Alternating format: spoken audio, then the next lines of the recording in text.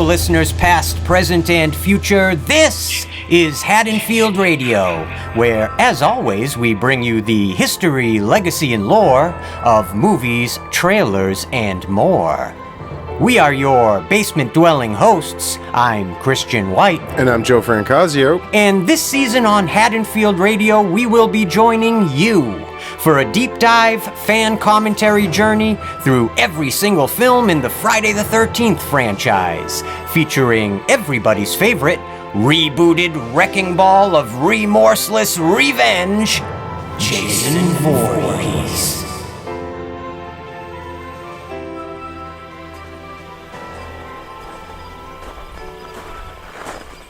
It was just after midnight, as 49-year-old Kevin Randles punched his hourly employment card to close out his shift as a night watchman for a local commercial construction site.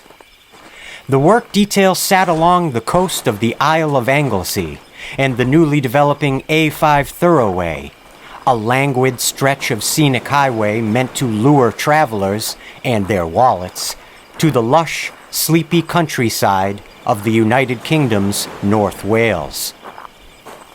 This was November of 1995, and Randles had only just luckily happened onto this relatively simple security detail, and thus far the job had proved to be solid money for suitably painless work.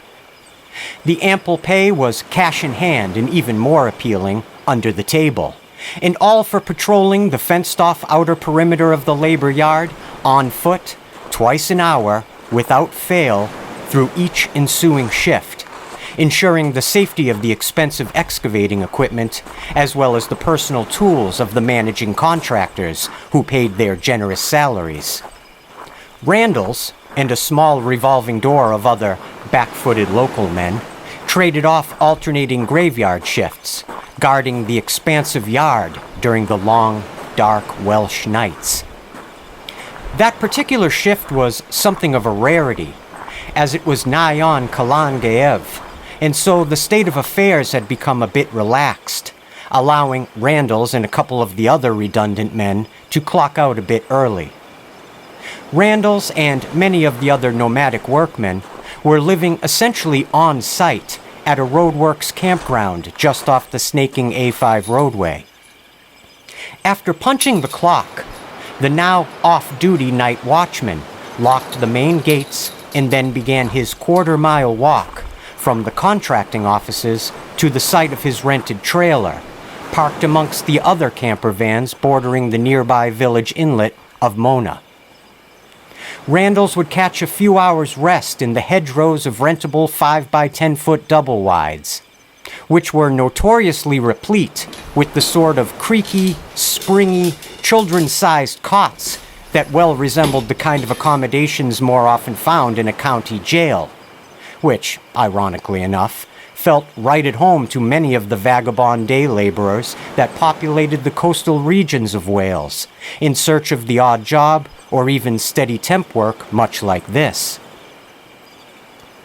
It was far easier, and much safer in fact, for workers and guards to simply kick back a bit of their considerable wages on a shared rental, as opposed to wasting significantly more money on the expensive petrol needed to drive back and forth to the mainland on the regular.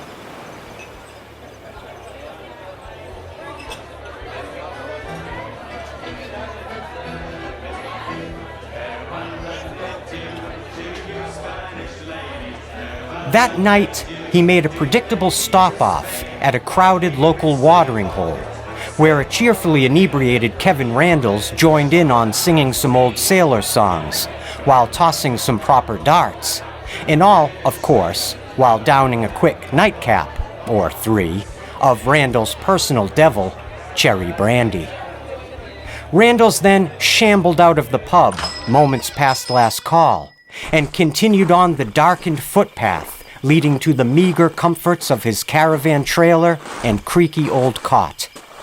Randles rounded the last twisting bend before passing under the shadowy, half-constructed A5 overpass leading to Snowdonia, when a sudden, shocking strike of loud pain coupled with a sharp blast of bright white light, overtook him, shattering his flailing senses and sending his suddenly stiffened body reeling, face first, into the dirt. After a lost, mindless moment of deep, seemingly endless blackness, Randall's, dazed, his eyes stinging, head throbbing, instinctually rolled over and sprawled out on his back.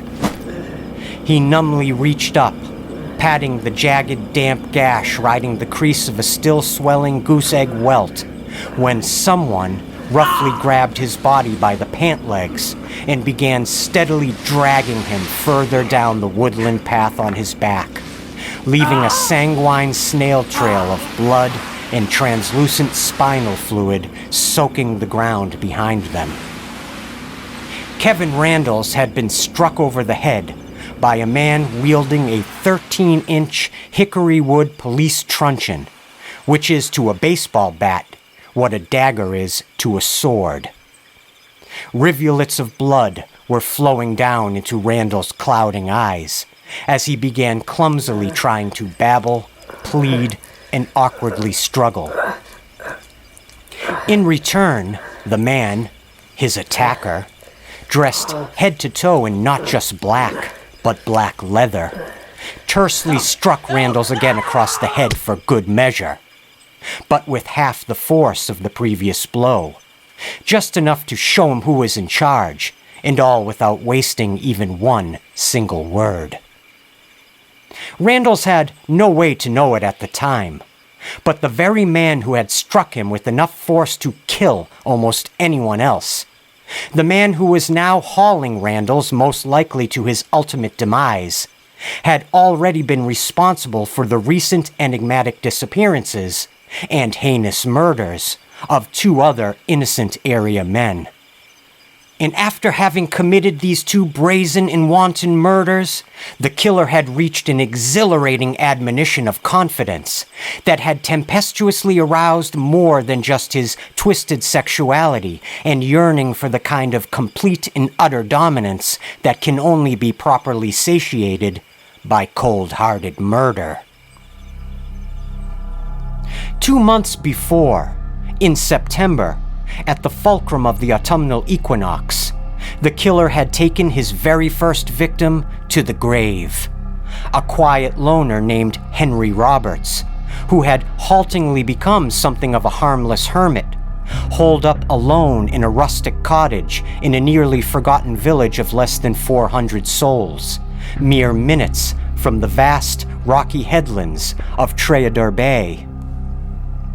Roberts was a soft-spoken, trusting, 56-year-old railway pensioner who lived a routine existence, lulling away the days endlessly fussing over his cultivated back gardens, along with his beloved black Labrador retriever. The only thing that could drag the insular retiree away from the familiar comforts of home was the pull of the local pub. And when the older man failed to materialize on his nightly stool for his evening pint 3 days in a row, the locals became concerned, and peace officers went to perform a wellness check at Robert's home.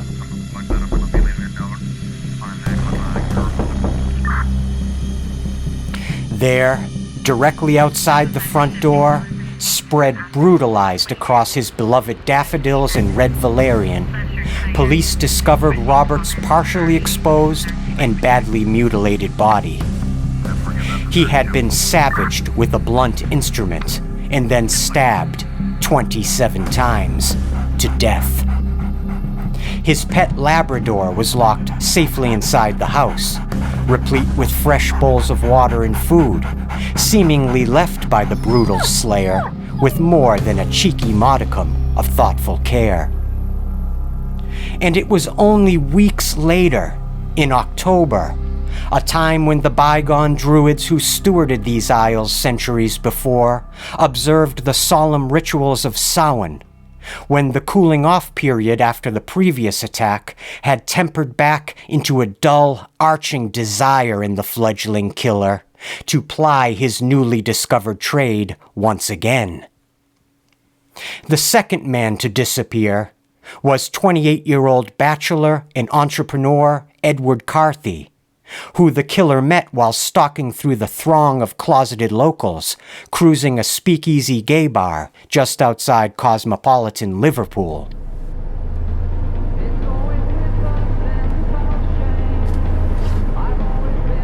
After luring the handsome and heavily intoxicated Edward Carthy into his anonymous white van with the promise of a sober ride home, and possibly even more if the mood struck them, the two men began to drive the meandering M5 through the Cimmerian blackness of the coastal highway south. Swooning from being well overserved, Carthy leaned back in the passenger seat and watched the starry midnight sky through the windshield blend with the sudden flakes of early seasonal snow into a miasmic, hypnotic swirl that Carthy followed into a deliberate, drowsy nod. When the van's AM radio suddenly cut off, Carthy jolted back awake again, unsure of the passage of time and sensing the vehicle fumbling across surprisingly rough road. Before Carthy bore the sobering realization that he had been suitably driven well off his predictable path home, they were all the way down a forgotten, remote logging road deep within the Clochanog forest. Carthy, bewildered and disoriented, began to lose the spit in his mouth as his heart began to pound like a jackhammer in his chest. But by then, it was already far too late. Edward Carthy's headless and badly decomposed remains were discovered grimly strewn asunder across what remained of an overturned shallow grave deep in the Clochanog forest by a pair of unfortunate day hikers. Like Henry Roberts before him, Carthy had suffered dozens of penetrating stab wounds, many intense enough to notch the bones of his chest and ribs. His body was then left to rot under a casual smattering of peat in the seemingly limitless wash of primeval Welsh wilderness. With this thought surging dopamine through his bent brain, the slow-eyed, smiling killer suddenly shook himself back to attention, dragging his mind from the prized memories of his recent murderous past onward to the exhausting task of dragging his soon-to-be third victim, Kevin Randles, to the very concealed border of his caravan park. The killer had discovered in these last few freeing months that when it came to homicidal malefaction, he was finding himself to be quite the artist. His canvas, the countryside. His paint, the crimson blood of his countrymen. As a nauseated, reeling Kevin Randles began to regain what stilted consciousness his badly damaged brain could muster, he found himself lying in the tall, swaying grass, his silent attacker now looming over him, gripping a 5-inch blade in his tight, black leather glove. The killer bent down to one knee and leaned in close, admiring the slowly spreading vacancy steadily culling his third victim's face and once bright eyes into a pale porcelain veneer of confusion, dread, and regret. And then, with a rugged throng of dull thrusts, the attacker began stabbing the stainless steel blade deep into Kevin Randles' gut, never once breaking the carnal intimacy of unblinking eye contact. As Randles began to bleed out across the cool autumn earth, he stared deeply back into the gunmetal gray eyes of his own grim reaper. And under the sallow light of a waning moon, Randles whispered a sincere question to the man ruthlessly taking his life. "Why are you doing this to me?" he asked. struck by his victim's solemnity. The slow-eyed, smiling killer took a lingering moment to carefully consider his answer. He then leaned in even closer, rammed the 5-inch blade back into Randall's belly, and calmly replied, "For fun."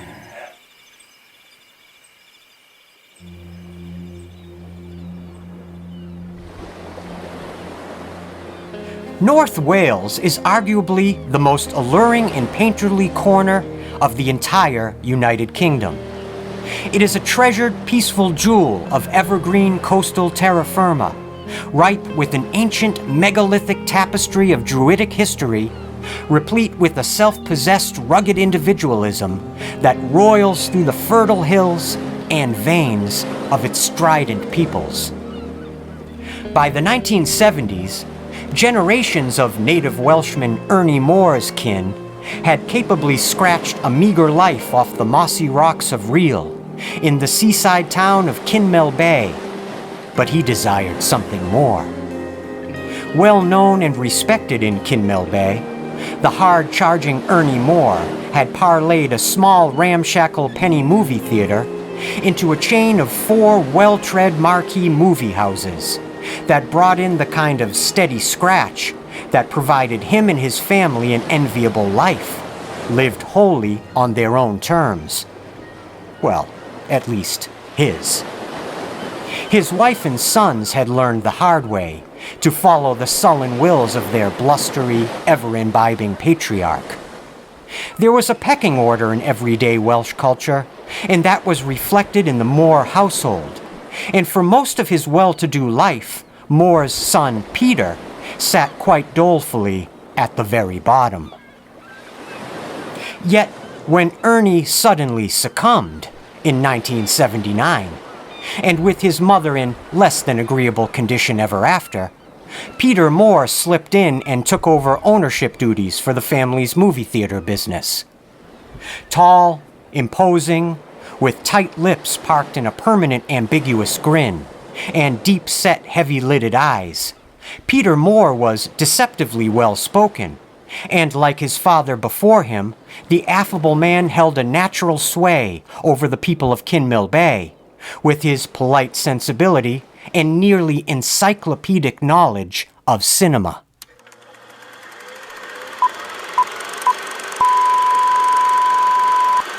The movie houses had always been something of a refuge for Peter Moore, and the movies a cherished escape. And learning to master the fine craft necessary to man the complicated projection booth became a categorical preoccupation for the intelligent and meticulous young man.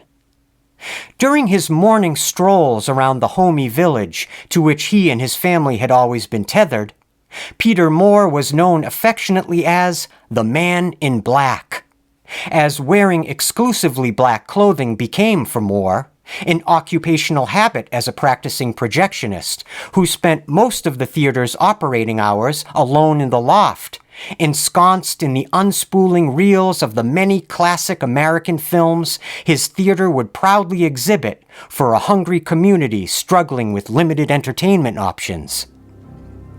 Theater regulars, years later, often remembered Peter Moore as a brash man with a deep baritone voice, who bore an impish desire to spook young children, which seemed to endlessly tickle the puckish Man in Black. Moore would contort his face and growl a low, throaty roar, and the children, agreeably victimized, would predictably screech and relent behind their mother's skirts, which would cause a brusque laugh to explode out of the lanky, congenial man, and that, of course, would only frighten the children even further. They say children have the keenest ability to sense things about people, dark things. However, uniformly, they are only ever rarely listened to.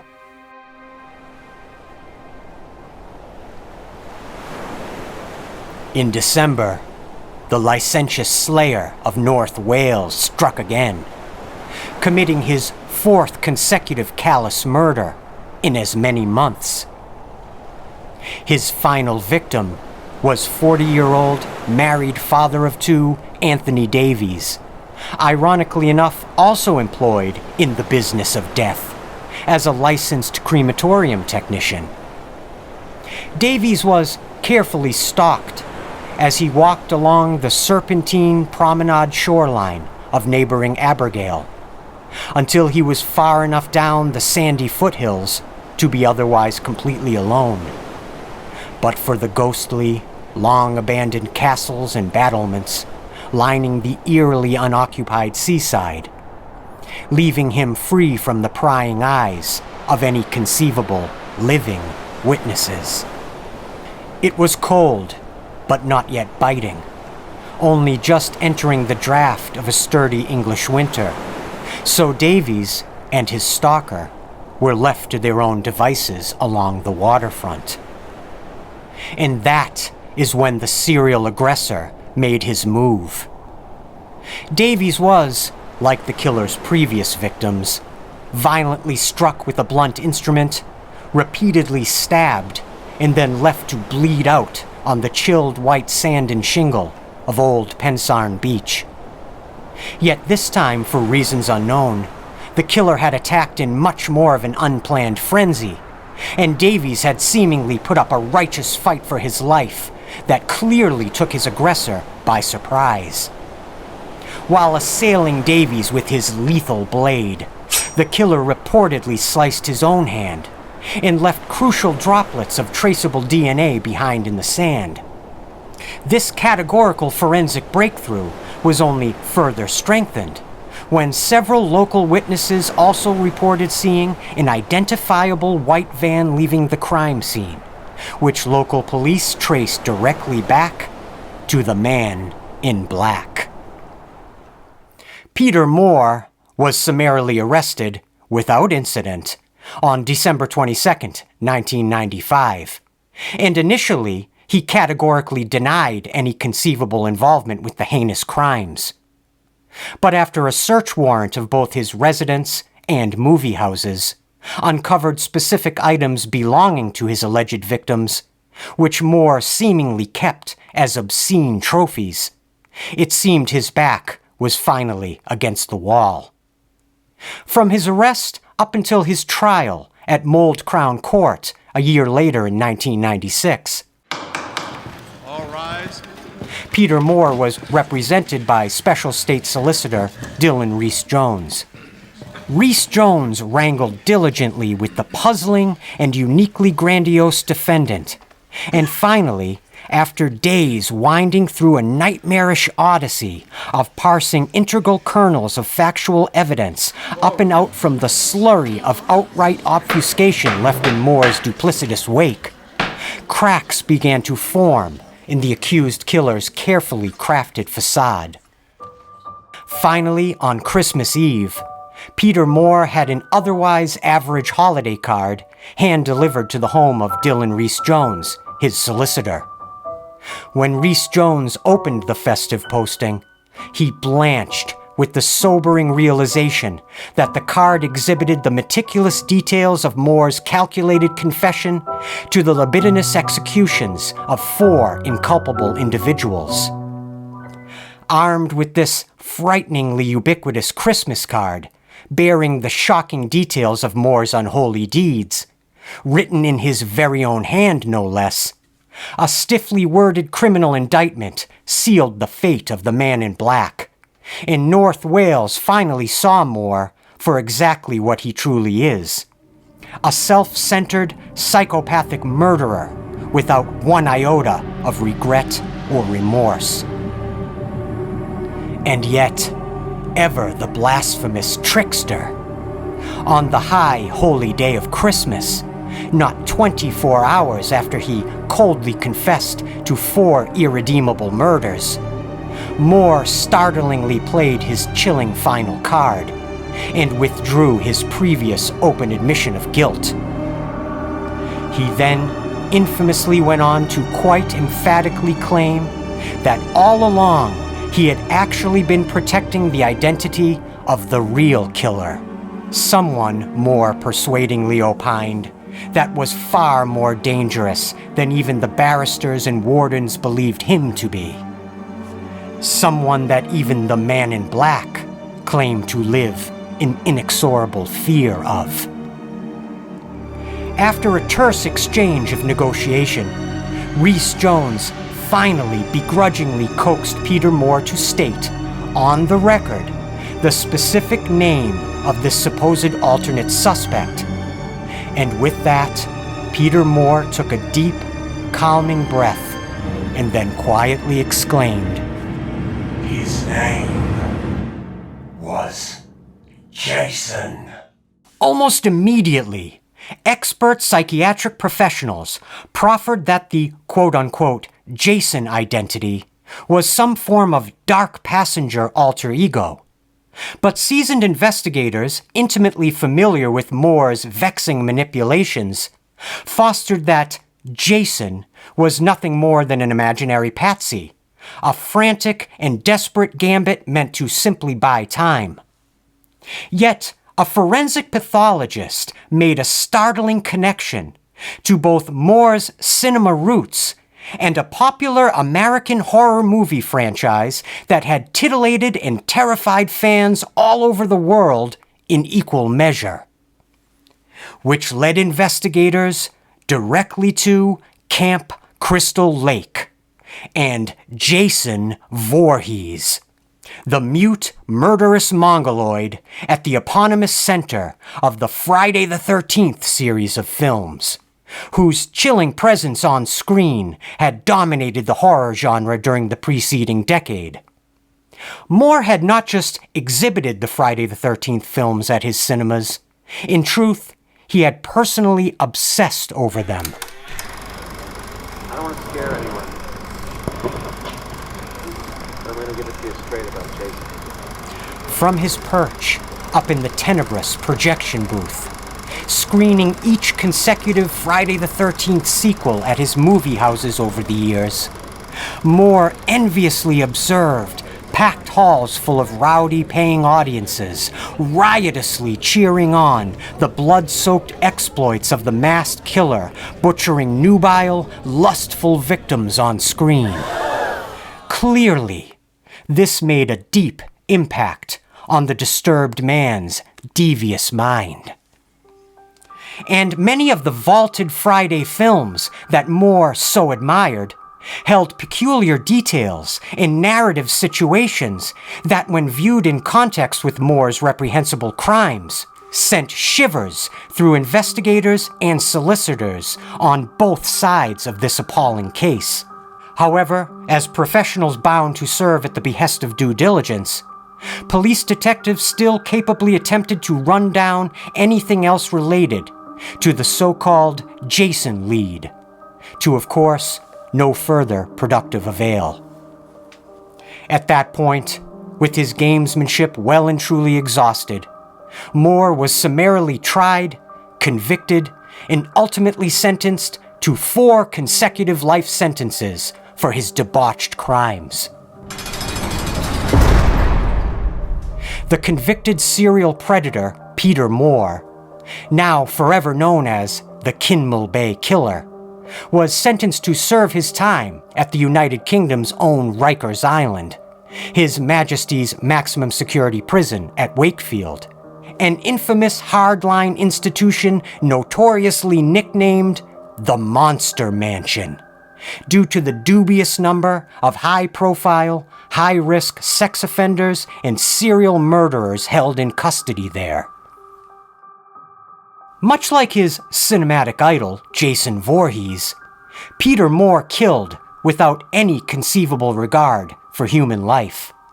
And very much like the slasher icon he saw as a beacon of brutality and bloodshed guiding the violent designs of his own malignant deeds, he also wore a mask.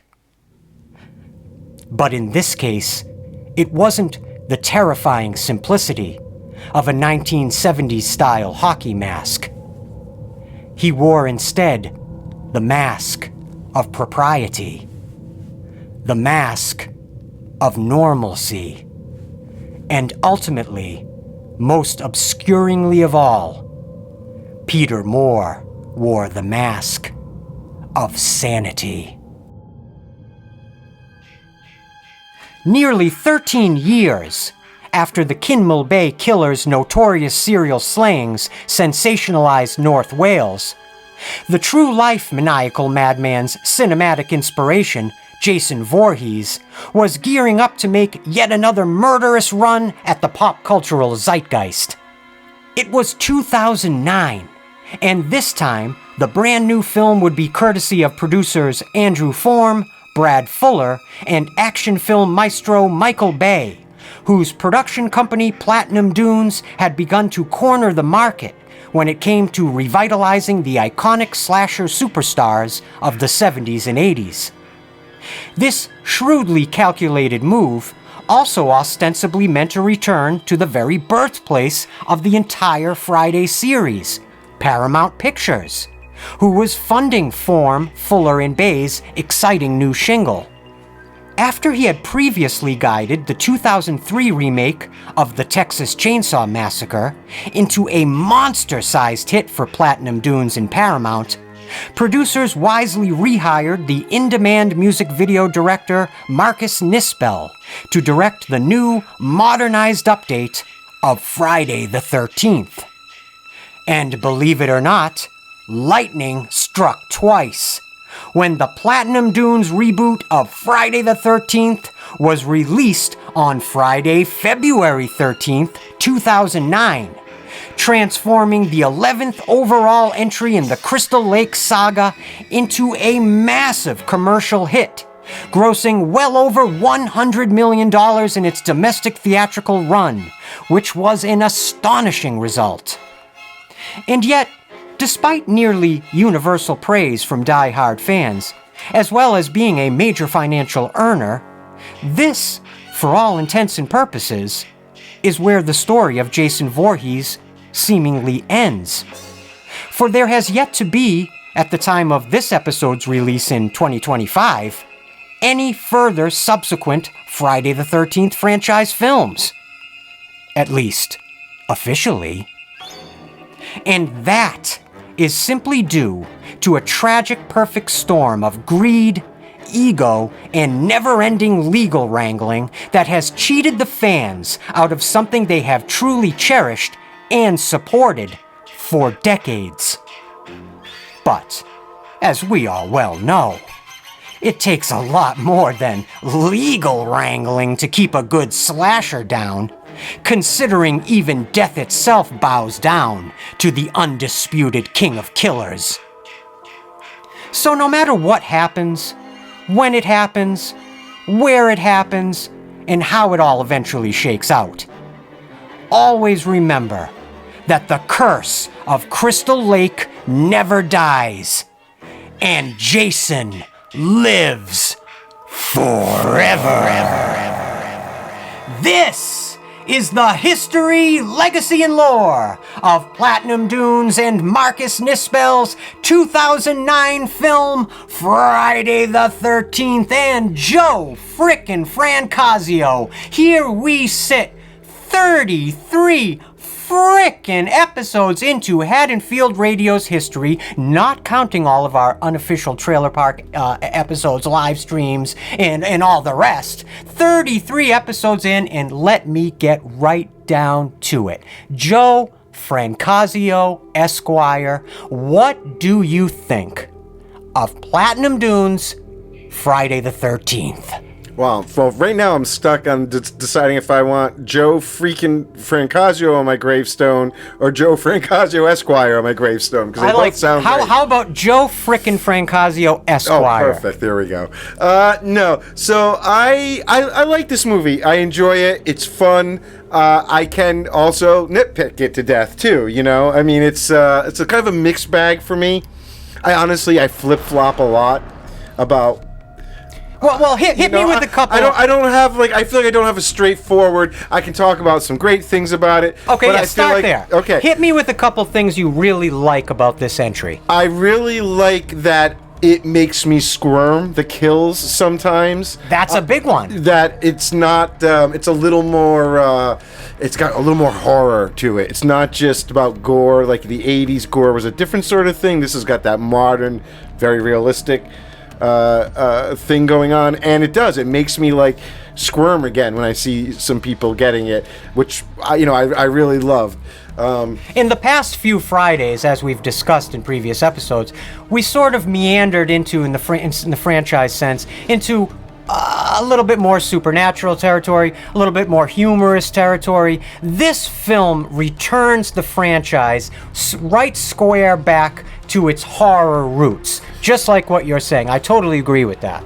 But I do think that it works best if you're already a Friday the 13th fan in a way, and you have the previous mythos and other films in your sort of data bank. I agree. I totally agree. But I don't know if that's a good thing or not, because I kind of, in general in filmmaking, you kind of want films to stand on their own two legs, especially if you're doing a redo, reboot, retcon, whatever you want to call this one. It's a requel. You could call it a lot of things. Yeah, it's a lot, right? So I think that another fun thing that I like about it, because I am a fan of the whole series going into it, is that I can watch it and go, ooh, they took that from part 3. Ooh, that's from part 2. Oh, look at that subtle little thing in the background. That's actually a nod. I love films with Easter eggs that you can sit around and do that with when it's done well and it's done in a fun way. And so I like that about this. If you look at the Platinum Dunes films, and certainly along the timeline of Haddonfield Radio, we've bumped up against these movies numerous times. Yeah.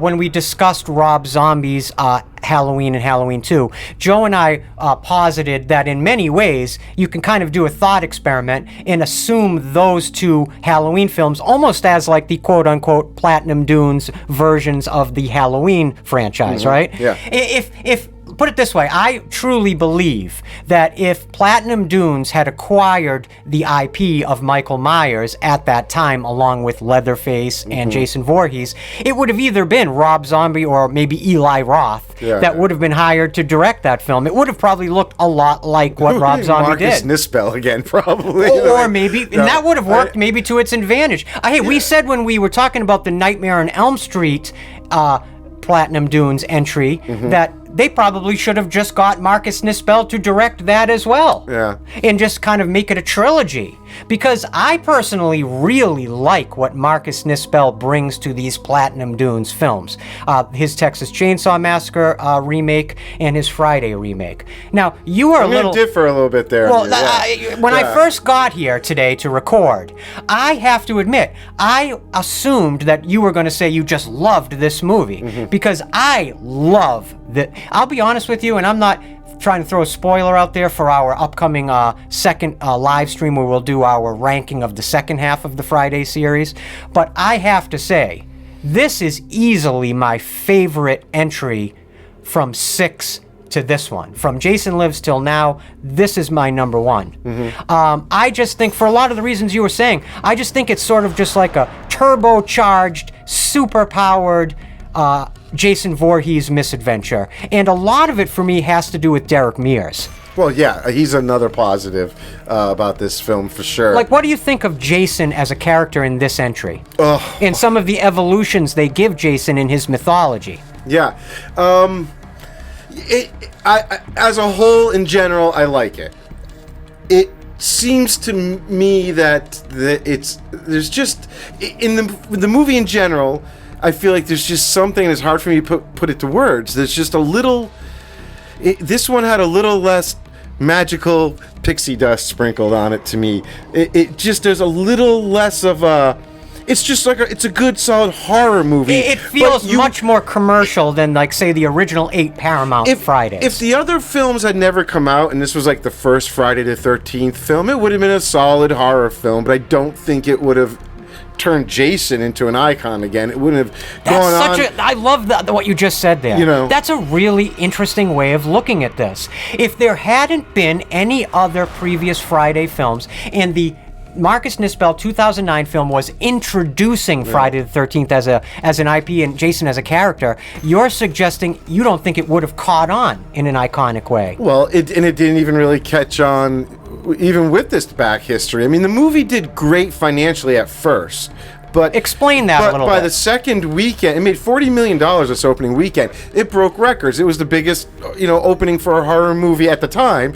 And, they thought we got this one, guys. High five. Yeah. But by the second weekend, after a lot of the reviews, I mean, fans kind of liked it, but it did not get good reviews at all. And by the second weekend, the sales had dropped off 80%. Which is an intensely steep drop-off.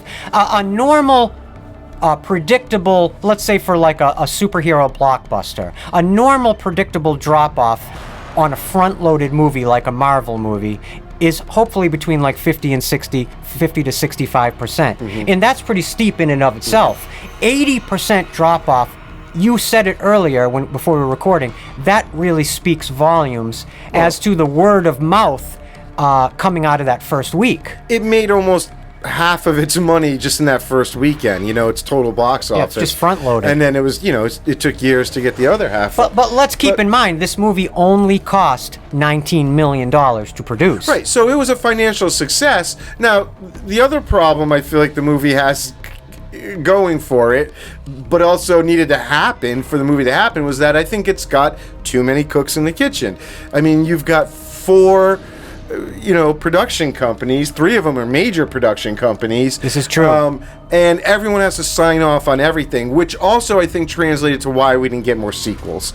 I know they worked on some stuff and they were close, and they announced a couple times over a few years after that they were about to do something, and then eventually Paramount and it would have been under the Platinum Dunes banner. Yeah. Right. Fuller was still kind of spearheading it, and they had a few different ideas, but then it just, and I think a lot of it was, again, a lot of people have to sign off to get this thing made. Now they have a hit. And now, so everyone wants in, and they want control, and they want to make sure they're going to get their cut. So I think going forward, it made it hard, and maybe the bad reviews was also kind of like something that was hard for them to figure out. It wasn't like they just had a total hit, and we just need to do more of it.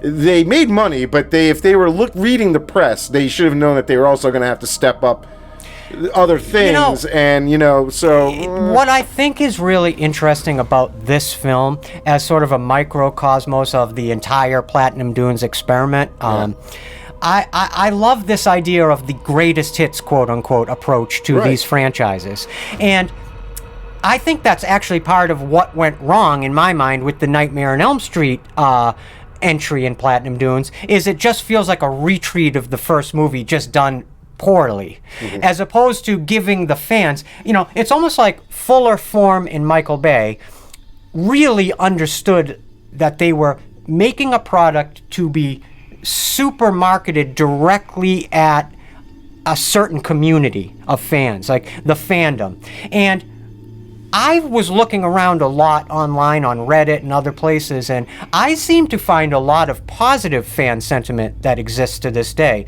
Do you feel that it's a little bit less? Fans think of it in a better light than actual I don't know what movie critics. What would you complain about? Like what strikes you as a negative? The cast. Oh, see, I got that as a positive. They're don't too you pretty. like? They're too pretty. Okay. It's not a real. Where's the Shelley of the group? You know what I mean? You need somebody that you need to be able to let everyone in your audience relate a little bit. Well, and everyone walked out of a catalog. Is Chewie Shelley? Aaron Yu's character? He's the most Shelley, but he's still. You know what I mean? There's nothing. Like, I hate to say it, but it's like, here, like me, the bigger guy, the awkward guy isn't in there. The guy who's, there are a couple guys who aren't getting the girls in this movie. Chewie's the stoner. Exactly. There just isn't that other guy. And for me, I've watched it a bunch, especially getting ready for this. The girls, like the two brunettes, the sister, and then the lead.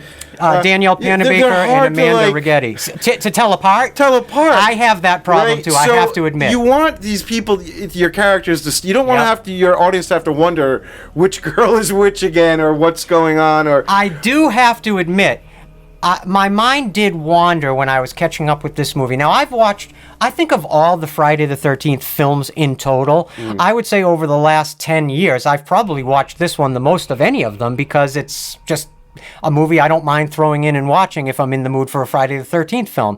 But you're absolutely right. My mind was wandering a bit, and I'm like, wow, Jared Padalecki, is he attracted to his sister somehow?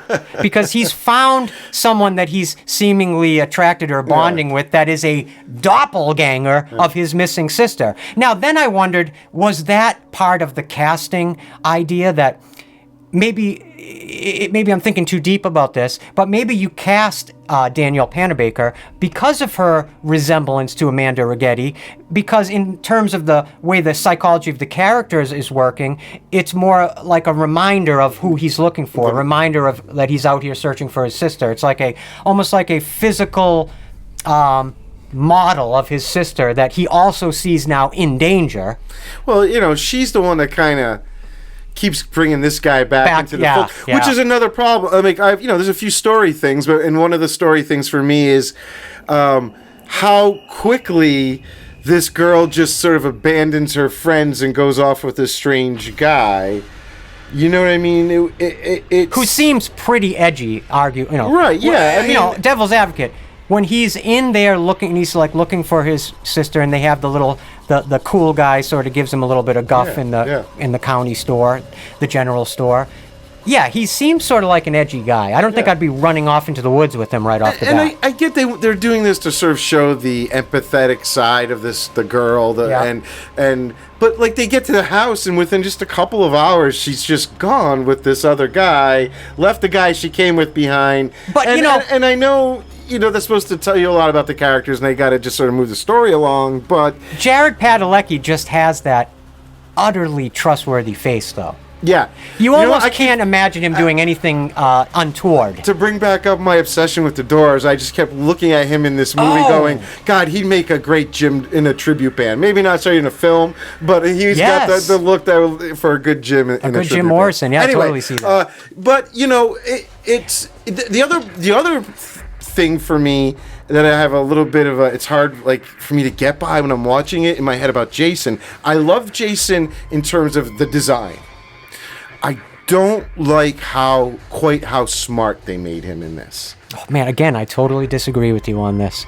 Well, I think go ahead. I guess it's what you want out of.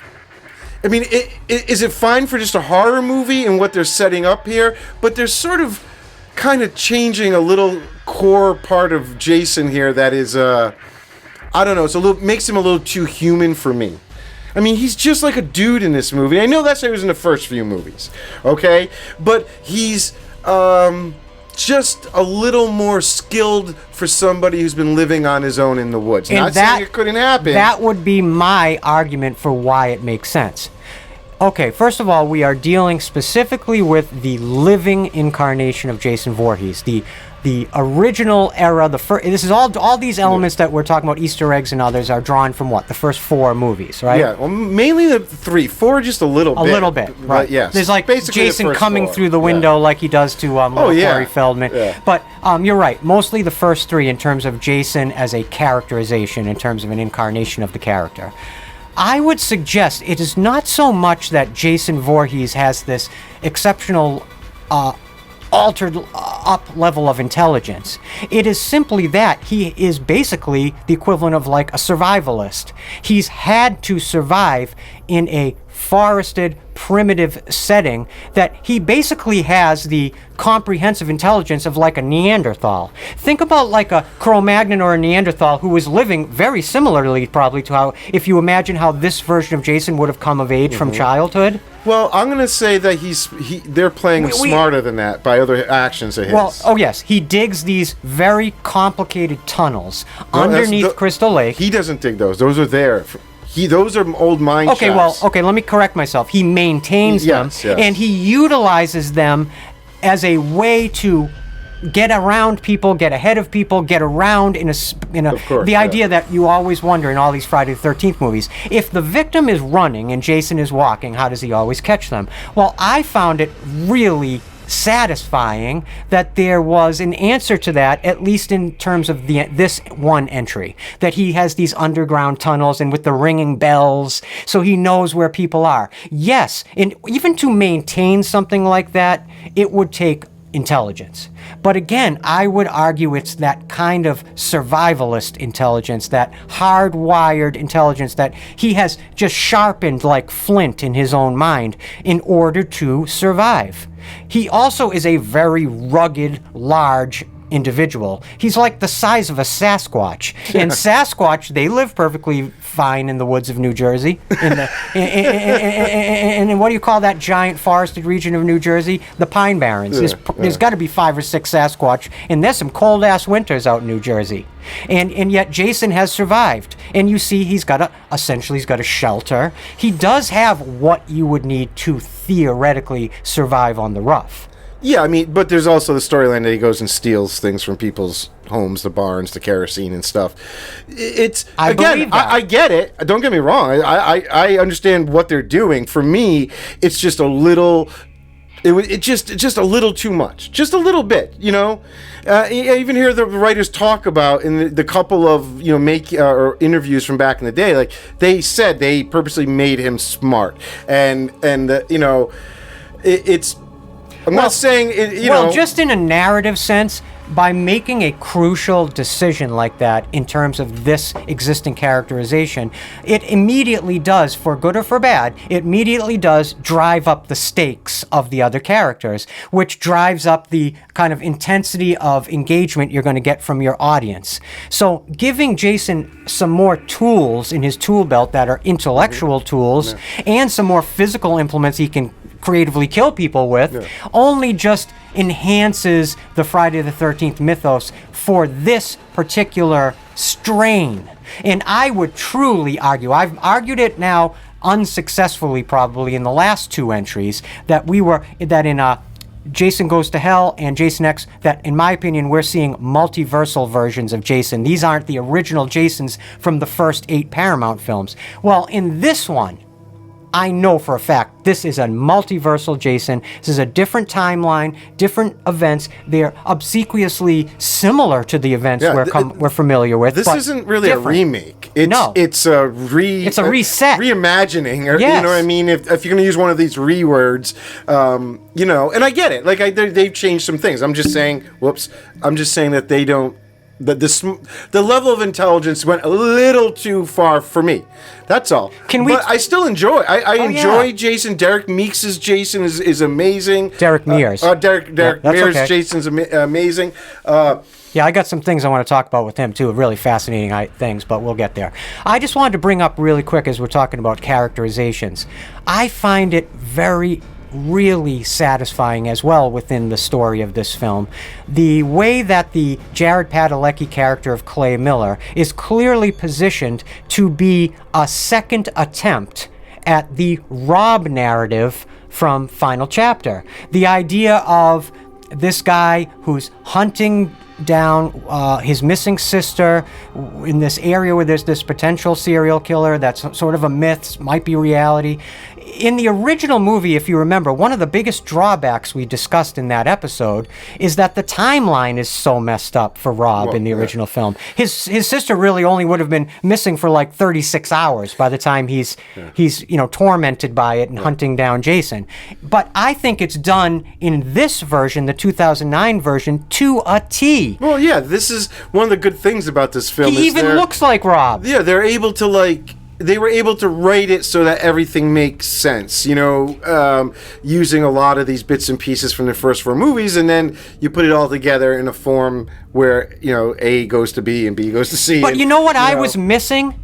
And I would I was hoping it would be in here. If you're going to revitalize some of the ideas and situations from the previous films, and you are reinterpreting the Rob character for this film, remember in the final chapter episode, you were blowing my mind. You were telling me about the alternate idea for Rob, that he had all this weaponry and he was going to face Jason. Yeah. I wish they had brought it in with Jared Padalecki's character for the climax, that he actually had a cache hidden in the Crystal Lake Woods. It would have been a great match, because you have Jason that's, like I just was talking about, he's utilizing all these tunnels and to kind of get an edge. Well, what if at the climax you realize Padalecki also knows this area and had hidden caches of weaponry all around that now he can access to sort of lure Jason into traps, essentially. Well, then, but that implies that he knows Jason. That's right. You know what I mean? I'm just saying. And that's sort of the reveal here. This idea would have to go back to the drawing board. Of course. But if you were going to reinterpret consciously Rob's character,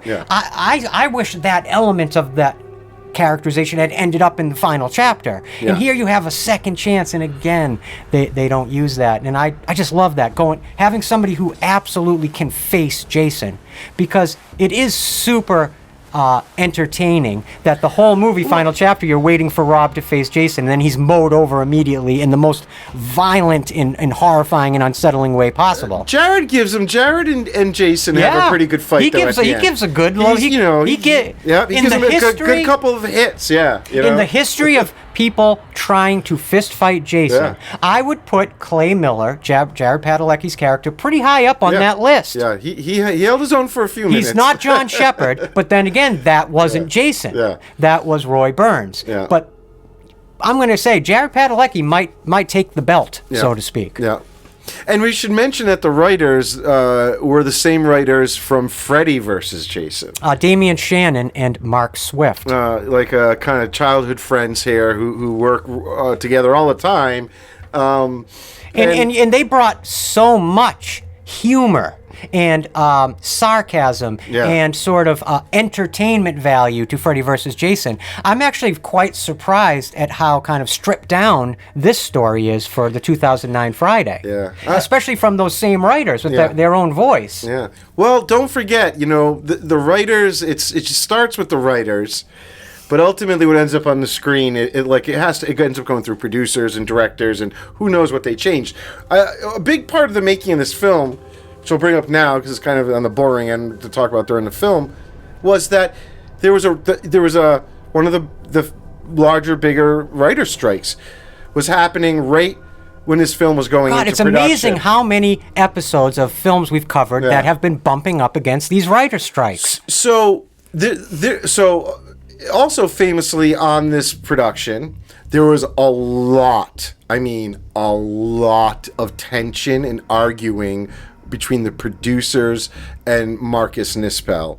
And even the cinematographer, to a certain degree, Daniel Pearl, didn't quite always understand some of the choices being made. And so... Can I stop you a quick second? Yeah. Just in case someone listening doesn't know, what is the significance of Daniel Pearl?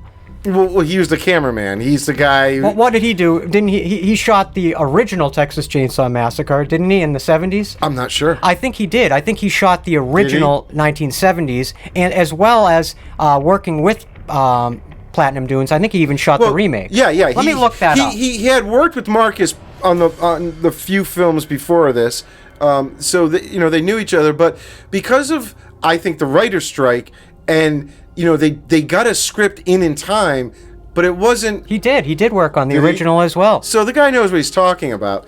But they were always changing. The producers were always changing the script, always changing what they were going to shoot on them, and that created a lot of attention. And I also feel like then, it's that thing where... like we always talk about, when a movie goes into production and they don't have like a real solid idea from beginning to end of what they're making, it ends up showing a little bit. Oh, it definitely. You can definitely see that. And so this movie is well made, it's well shot, and all that, but there is a little bit of a flow issue. I feel. See, I didn't notice the flow issue you're describing when I was watching it this month to catch up. But I always do notice these things when we're recording the fan commentaries, because you're essentially watching the film without the sound, so you see the rhythm of the film differently. So I'm going to be paying attention for that. Well, and bringing up commentary, it's kind of weird. This film in particular was, or has the least amount of extras with the discs that it's been out released on various years. There's no commentary tracks for this movie that I'm aware of. I tried to do my research and see if I have the Scream Factory box set. I looked up others. There's no commentary tracks. I mean, that is, if that is the truth, and I do believe it is if you've really searched, that is so depressing. Not only is this a very popular film in terms of its economics, obviously, it's part of a major historic cinematic American franchise. Every one of these films should have at least one commentary. Like I said to Joe, they couldn't call Derek Mears and say, "Can you come down and record a commentary?" He would have loved to do it. I do think people like Marcus Nispel doesn't.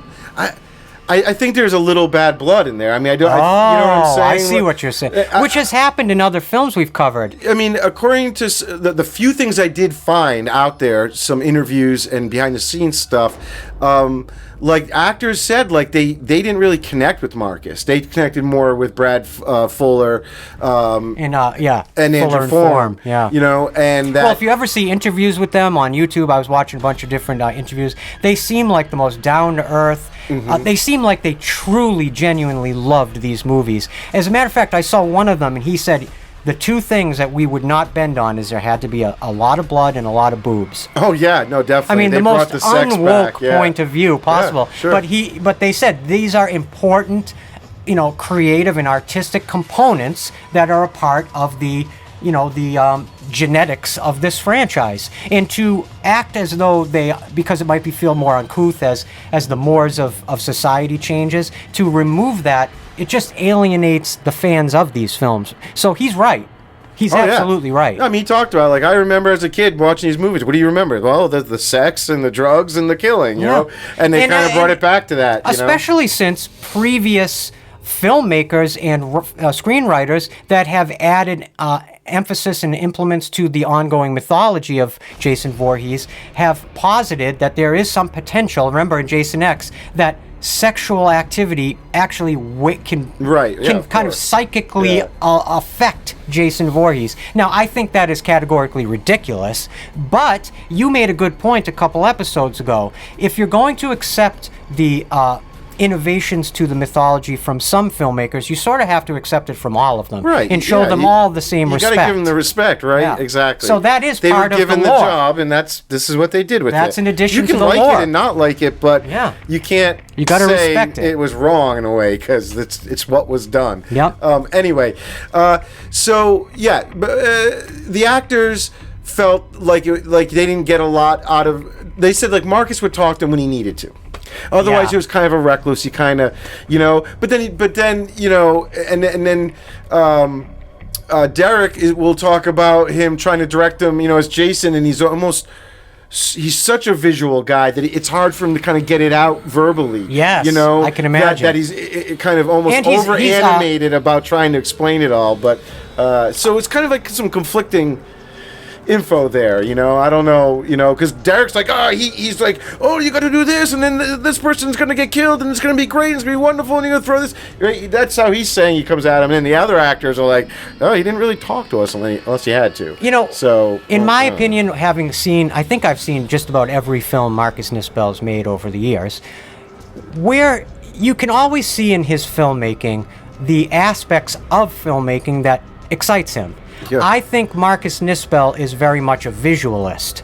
He really loves the composition of shots, scenes, and sequences in terms of them being visual drivers of the sequences. Mm-hmm. And there are a lot of individual shots in this film that are absolutely gorgeous. God, yeah. That are actually even mythic. And you combine him with Daniel Pearl. We were talking about the cinematographer. Yes. I mean, this guy, he's got a resume, so he knows what he's doing too. And there were some ideas for kills in this film that didn't end up on screen. One of them that you see aspects of it that I think if they had done it the original way, it would have been so cool. It just jumped into my head. You know the kill where the girl's out in the water and Jason's just sort of standing on the shore, and eventually he drives the machete down and then lifts her head up underneath the dock and just doink. Yeah. Well, originally I heard that Jason was literally just going to stand there, completely stoic, completely still, and wait the girl out until she drowned. He was just gonna keep following her. She was just gonna keep swimming. Oh. And it was gonna be like a psychological kill. Yes, they yes. called it, where he you see him sort of like she's trying to just keep swimming. He's just slowly following her along the edge of the coast in the woods, and then we kind of like cut to the party that the other kids are having. So you get this like. A lot of time's gone by, so when we cut back to the lake, like now the sun's kind of going down, and you realize he's still following her, but now she's so tired that she drowns. So she basically is so afraid of Jason that she would rather drown than try and get out of the water. Now, I try to wonder, what about that, you just described that beautifully. Yeah. And I have to wonder, what about that would have struck the filmmakers as, you know what, were they assuming that it was too passive a kill for Jason Voorhees? I think so, yeah. Or maybe Jason Voorhees has never really exhibited psychological torment before, like you see Michael Myers or Freddy. The two things I saw in some interviews was just pacing. It took a lot of time to really make that. I think they filmed it. You know, you could have. So I the think pacing would have worked if you cross-cut with the people at the party. They did. So I think that's what kind of. You know, because it's a while before you circle back to like where she dies, and maybe it was just too long to linger. But the other thing is, they just sort of wanted it to be. They wanted a more old school kill. That's what I think they came back to is let's give them the type of kill. And I will admit, devil's advocate, I will admit, the way they performed the kill of that girl with under the dock is. It's a combination of funny and shocking. It's one of the more 80s feeling gags. The way her head bumps up against it. Some of these kills are so modern and real, and then they also have this playful mix of like that one that is very 80s old school Jason, you know? But I have to say, I love that idea of Jason stepping out of his comfort zone as a killer, as the undisputed king of killers, to evolve his methodology yet again after all these years to now be, and it actually connects back to what we were talking about earlier about you bringing up this idea of this advanced intelligence, so to speak, of Jason, that utilizing psychological techniques I think would have worked. He does it later in a scene that's in the film too. I'll bring it up when we get there. We should probably let's talk about some of the other films that came out this year. Definitely. We have a lot to cover. I don't have a lot of fun facts on this movie. We got to save them for the actual movie. We got a lot to cover still. Why don't you take us through, generally speaking, just some of the films of 2009? Top 10 films of 2009. There's some big ones. I mean, of course, number one, Inglourious Basterds. Oh wow! Right. I mean. For a long time, it was my favorite Tarantino film. In many ways, I think Inglourious Basterds is Tarantino's masterpiece. Now, a lot of people will say, no, it's Pulp Fiction, as though you can only have one masterpiece in your career. But I would still argue, I think Inglourious Basterds, in just a filmmaking sense, stripped down for what it is, I think it does have an edge over Pulp Fiction. However, my favorite of all time is always whatever his last film was. I was going to say, Once Upon a Time in Hollywood? Anytime he releases a film, it ends up being my favorite of all his films. I know. And he is, like I've always said, he's my favorite director of all time. Number two, you got Up, the Pixar classic. Makes great sense. Film. A Single Man, number three. I don't know that one. That was Colin Firth. I think he might have even won the Best Actor Oscar that year for A Single Man. Bruno. I think it was Tom Ford was the director of A Single Man. He was the fashion designer that became a filmmaker. He went on to then make a movie called Dangerous Animals with Jake Gyllenhaal. I think it's the same director. And Bruno, the follow-up to Borat. Borat, right. Well, I actually think Bruno is a funnier movie than Borat. And I think Bruno is a much more butt-puckering movie than Borat. I haven't seen it since it first came out. I honestly can't remember a lot. Of every single one of the Sacha Baron Cohen Borat-styled films, like real world disruption films. Yeah. I think Bruno, again, is the most butt puckering. It's so, at times, almost hard to watch. It's so, it just goes right for your jugular of your sensibilities. And when he is in his genius mode, make no mistake, Sacha Baron Cohen is a genius. When I went to opening night, I will never forget this, of Borat. The Friday night Borat opened. As soon as the movie, and before the movie even started, during the previews, you couldn't even hear the trailers because people were just screaming the word Borat and clapping. They were so excited for the movie. Within the first 5 minutes, when it's the Jewish parade, there were people literally howling, laughing, screaming in anger at the screen. Some people are walking out and I'm like, this is what cinema was made for, and I'm not kidding. This is how you affect an audience. This is cinema. But anyway, yeah, Bruno, love that movie. The Secret in Their Eyes. I believe that's Julia Roberts and Chiwetel Ejiofor. It's sort of like a twisty thriller / drama. I don't think I've even seen it. 500 Days of Summer. Is that Joseph Gordon-Levitt, Chloe Grace Moretz. Is that Zoe Deschanel? Zoe Deschanel. Yeah.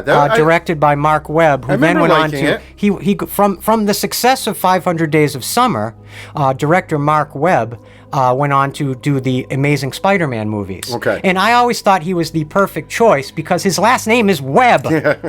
What? Well, do you like those, the Andrew Garfield Spider-Man movies, the two of them?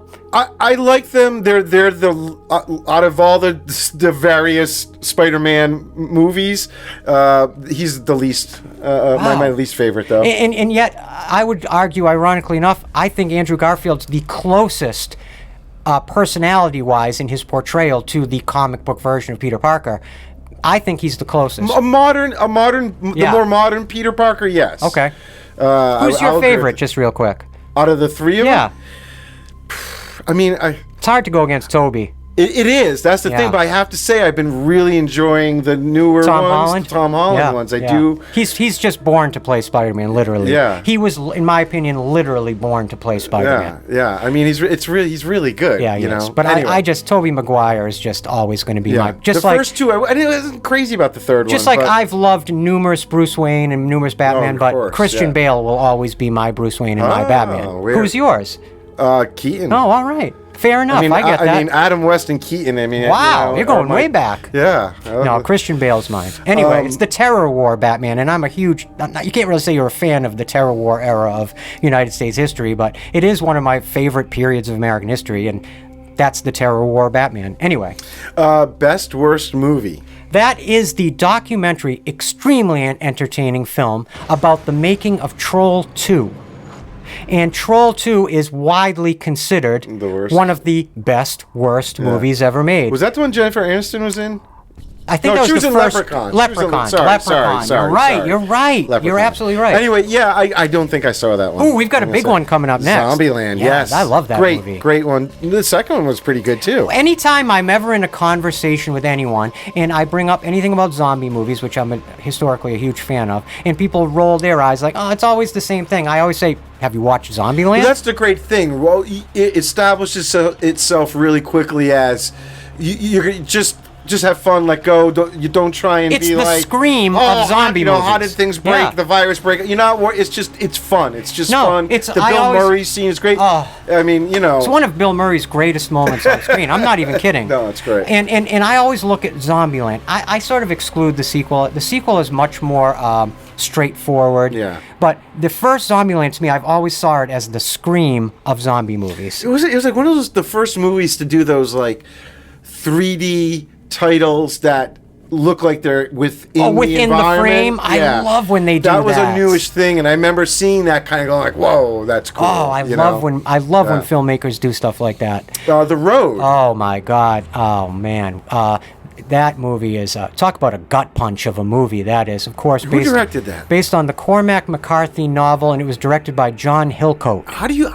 All right, you know what I'm going to do. So the next live stream. No, because every time you call me on this, I get something wrong. No. The next live stream, I'm going to put together a little list. I'm going to quiz you. Oh, you want to do a test on the next live stream? Yeah, I'm going to see. I want to see if you can just name directors or somebody from the film, a main star or a director. I have this weird thing where if I'm put on the spot, it's like I can't find the information. If I we'll naturally find the information, I know where it is. If somebody says, who did this, I have to go search. I get like a deer in the headlights. But we'll see. I'd love to do it. We'll see what happens. Ooh,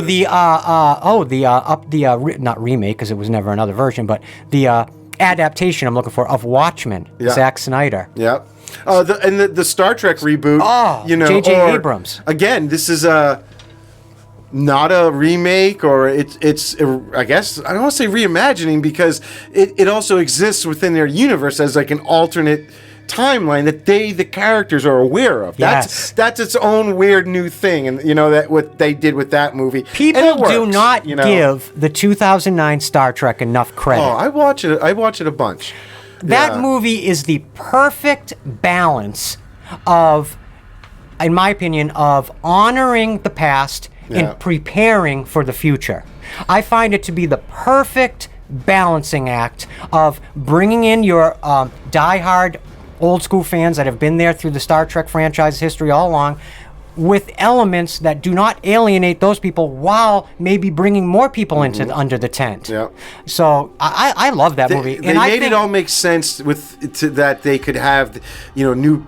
You would see somebody new as Kirk, but yet you still have references to Shatner's Kirk within them too that you get to see. So it kind of lets you don't have to worry about feeling like this guy is replacing Shatner. You know what I'm saying? I do think they should have brought Shatner in on the second or third movie. If they bring in Leonard Nimoy, even if you have to really, was dead. I mean, even if you have to compromise the storyline a little bit to do it, they were close. I do think there was some talk of like a hologram version of that Kirk, would have been cool, like talking. But anyway, Avatar was 2009, which means so was Sherlock Holmes, the Guy Ritchie version. It took me a long time. In fact, it was when we went out to California for the Halloween 45 convention. Oh, that's right, and we watched it in the Airbnb. Yeah, you're like, you should sit down again, because you were like, did you see the new ones? I'm like, Avatar, I didn't get it, I didn't like it.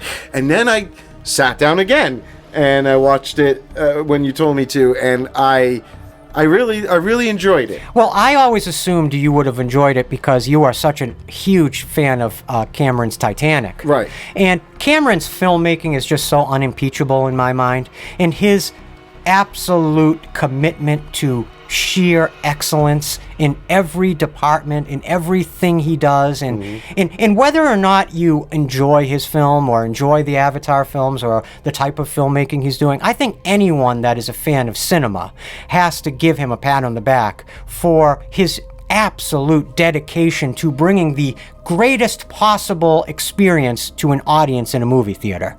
In terms of his perspective, you can tell he is 100% committed to blowing people's minds. I do find it, I've been thinking a lot about this lately. If you guys have been watching YouTube, here we are. For any of our listeners in the future, we're here recording this in, where are we now? September of 2020, the last day of September of 2025. October, And right now, AI technology has sort of been really interceding into YouTube even. And a lot of YouTubers suddenly have complex special effects at their fingertips that literally look as good as anything you'd see in an Avatar movie. It's an unbelievable thing that Cameron spent the last 20-something years trying to achieve something artistically that AI did in like 25 seconds.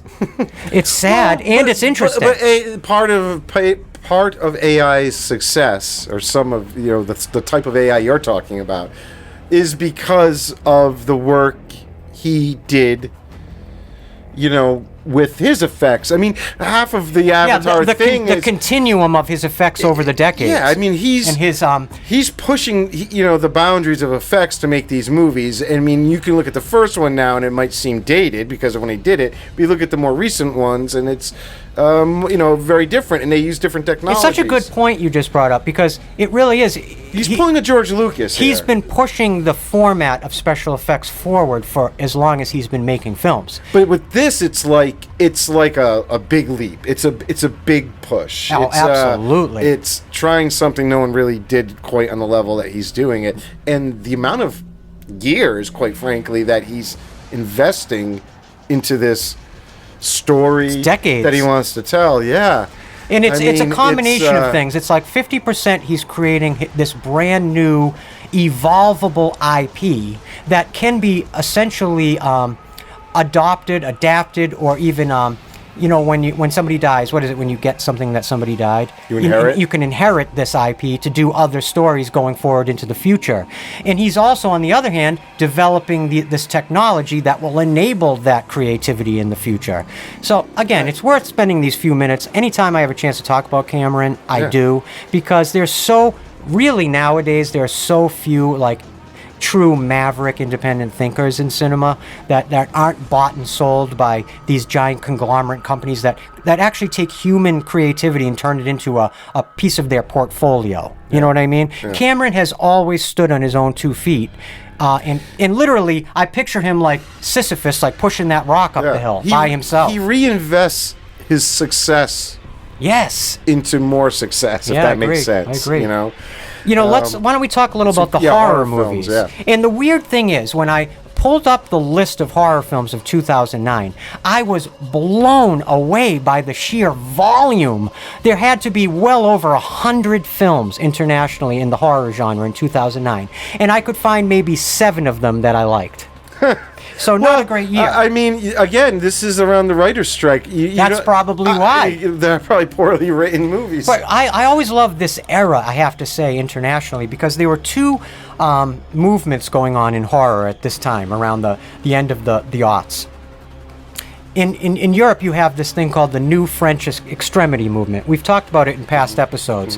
Films like High Tension, Frontier, Inside, Martyrs, a lot of these French films that had this kind of like brutal velocity to them. A lot of what you see in like the Rob Zombie movies, again, the Eli Roth movies I mentioned earlier, even in the Platinum Dunes films, the Texas Chainsaw Update, this film, there's elements of that sort of rugged, realistic expressions of violence and gore, that's really can almost be triggering. And it led onto the American shores into what was called torture porn. And you had movies like Hostel or Eden Lake or Wrong Turn, I Spit on Your Grave, the remake, which I've said 1,000 times, probably at least 1,000 times. If you have not seen the remake of I Spit on Your Grave, as soon as this episode is done, go watch it. It's a banger and a half. Or a good movie I like, sort of a B-level or C-level slasher franchise, quote-unquote, The Collector by Marcus Dunstan, who kind of came out of that French New Extremity movement. So there was a lot kind of esoterically going on in the intellectual kind of zone of horror filmmaking. But as you see in this list, it just wasn't really translating in 2009. Let me see which ones I can find that really stand out here. Let me go through the list here. How about one of my favorite bad movies? We were talking about Troll 2. Do you ever hear of a movie called Birdemic, Shock and Terror? No. Birdemic was a literal homemade movie made by this very quiet Asian man. And he created this movie that's sort of a riff on Hitchcock's The Birds, but done with Atari 2600 level special effects. And it's ended up being sort of a cult classic for what it is, but 2009. Okay. Let's see, what else do we have here? I'm really searching for something good here. Let's see. People at home probably yelling out titles. Ooh, there's a movie with Renee Zellweger. I actually haven't seen this one. It's called Case 39. Came out in 2009. The reason I want to watch it now is because I recognize, looking at this list, it's directed by Christian Alvar, who's, again, a French director, and he made a really good movie around this time called Pandorum with Dennis Quaid and Ben Foster. Sort of a sci-fi horror hybrid. If you guys haven't seen Pandorum, check that one out. Let's see. There was a remake or an entry of Children of the Corn. Again, The Collector. I guess that was 2009, ironically enough. Let's see. I'm going through a list here, and I'm still... The Descent Part 2, The Descent by Neil Marshall is a banger. The Descent Part 2 is not a banger. Maybe you go, hey, every movie is someone's favorite movie. Let's see some other ones here. What am I looking for? Oh, I got a real good one. Sam Raimi's Drag Me to Hell. Do you remember this one? I do, yeah. What an ending. It gives the Frank Darabont... The Fog's ending a run for its money in terms of just pure bleakness. And I love Justin Long as an actor. Anytime anyone puts Justin Long in a horror movie, I'm there. I just love his presence. Let me see. I'll give you a couple quick ones. I'm only on F, and I'm really going through these. Do you see any on that list? The Grudge 3. Oh, Rob Zombie's Halloween 2. Oh, right. Was 2009. Right. The Haunting in Right. Connecticut. I mean, it's nothing really jumping the frick out at me. Two yeah? sort of more sci-fi movies that came out this year, which I remember really liking, was District 9 Oh, and Moon. man. District 9. Did you see Moon? Yes. Made by David Bowie's Duncan kid? Jones, yeah. Oh, it's so good. It's a great movie. I It's love It's it. still his best movie. Although, I do have a real soft spot for Duncan Jones' interpretation of Warcraft. That's I didn't another see that. movie that really quietly sort of pushed motion capture technology forward by a few steps. And I think the CG motion capture orc characters in that film are really, really sophisticated. Really, really worth checking out. The Human Centipede came out in 2009. The Human Centipede. That's For good or actually, for bad, oh, it's that's in a horror classic. history, you Ooh, know? Karen Kusama's Jennifer's Body. I love that movie. Oh, yeah, It's a yeah. great Yeah, movie. I did see and that one, Karen too. Kusama, oh, what a director. She made sort of, imagine there is a hybrid of a police movie and a horror movie. It's called Destroyer. Stars Nicole Kidman and Sebastian Stan. That's another recommendation if you haven't seen that, by director Karen Kusama. Of course, Mega Shark versus Giant Octopus. Who That could was a forget big that one. one? And I'm telling you, I'm going through like dozens and dozens of horror movies from 2009. A lot of movies were released. Pandorum was 2009. Apparently, Christian Alvart released Case 39 and Pandorum in the same year. I'm going to have to check out Case 39. And finally, Saw 6. That came out in 2009, so the Saw thing was in full effect, which you could put under torture porn. And see if I can give you one more. A movie I really love. Vincenzo Natali's Splice. It was, a lot of people think Guillermo del Toro directed it because it has kind of a Guillermo del Toro vibe, but another movie that's sort of about genetic manipulations gone bad. It has Adrian Brody, really good movie. So anyway, Yeah, we should... if you guys think of any horror movies from 2009 we didn't name, throw it in the comment section and tell us why you loved it. Yeah, good ones. Give us some good ones, because we're struggling to find good ones. Yeah, I mean, hundreds of I mean, movies. hey, not every year is gonna, not every year it's is a full of guaranteed thing. bangers. And the horror thing was starting to stray a little bit away from that self-referencing Scream feel. Yes. That kind of, was popular right before this, which thank God they didn't really use when they did this remake. They didn't get into that whole I thing. agree. Anyway, though, Let's do a few thank yous. Yeah, let's thank the wonderful, wonderful, wonderful listeners. We've had some great comments over these last couple months and these last few episodes. A lot of new listeners saying hi. So hello to you. I know I've mentioned this faithful listener before, but this person takes the time to write us the most thoughtful, literal letters. Brian Riley. Yeah. If you're out there, I just want you to know that you are one of our loved, faithful listeners. We appreciate you more than you know. You honor us with your considerations and the level of detail of which you listen to our show and support our creativity. Again, I know I say it, we're 33 episodes in. It probably sounds cliche, unfortunately. But you guys have absolutely no idea what the comments, the messages, the letters, what that means to Joe and I. It means everything to Joe and I.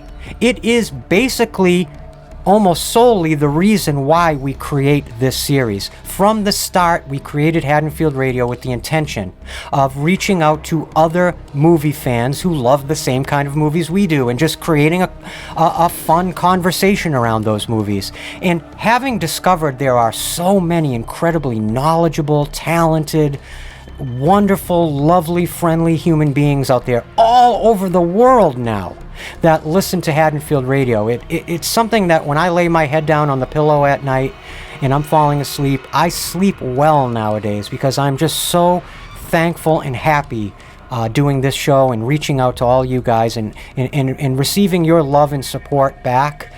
It really matters and it really means something to Joe and I. Am I right? It does. Yeah, like you said, it means everything. I mean, that's why we do it.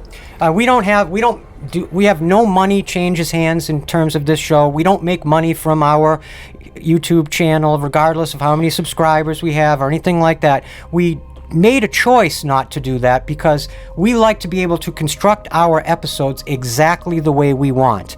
And a lot of times, for example, Joe and I will use like the Harry Manfredini music. Is it Henry Manfredini music? I think you've got that in my mind now. No, You've got Harry, me screwed Harry. up. The Harry Manfredini music, because it affects your heart, because it affects your mind. It is something that is a warmth for the listener. It enriches the episode. It's something you know.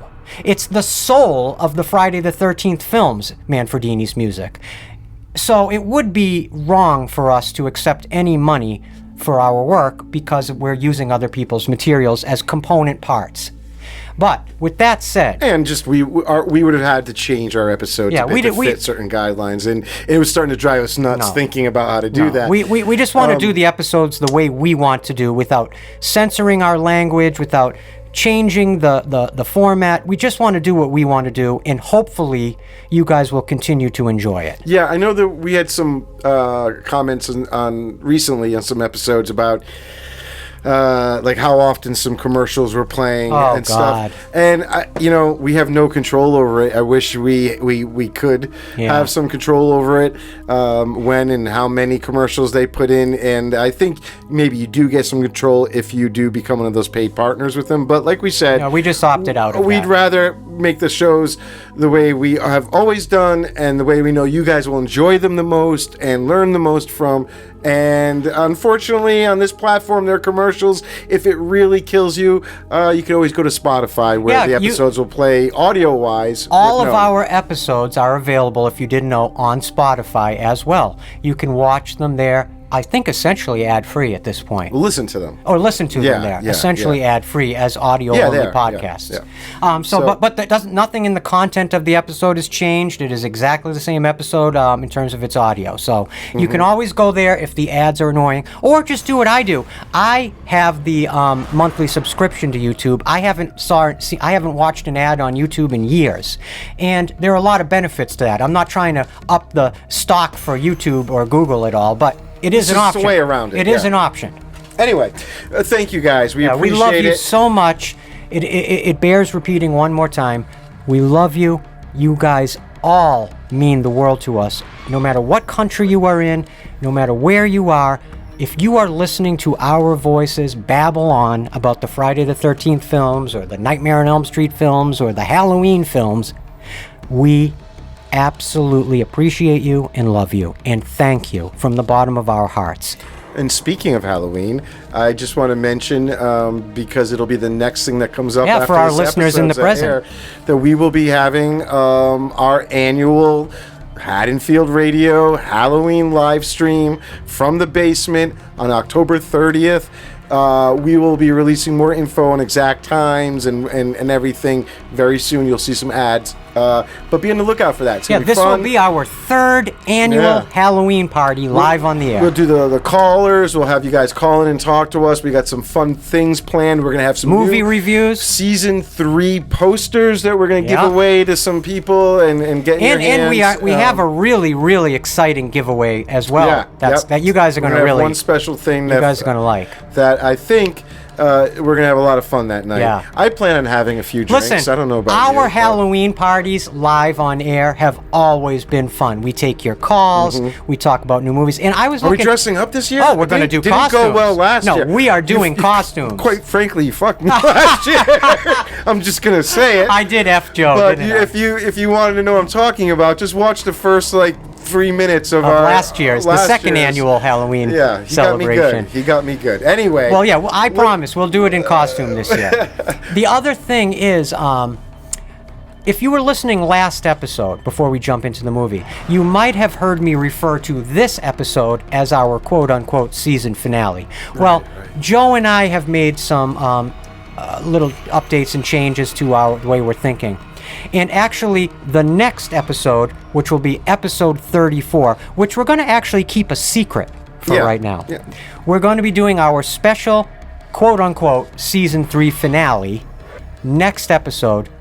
We realized that what was going to be what we usually call a bonus episode absolutely deserves to be an official numbered episode of Haddonfield Radio. So we are going to be giving it actually the best slot possible. It is our season finale spot.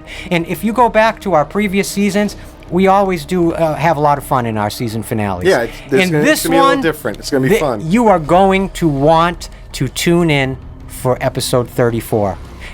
We're going to keep it a secret. Some of you might have a slight inkling or guess of where we may be going, but you guys are going to love it, and it's a long time coming that we talk about it. Yeah.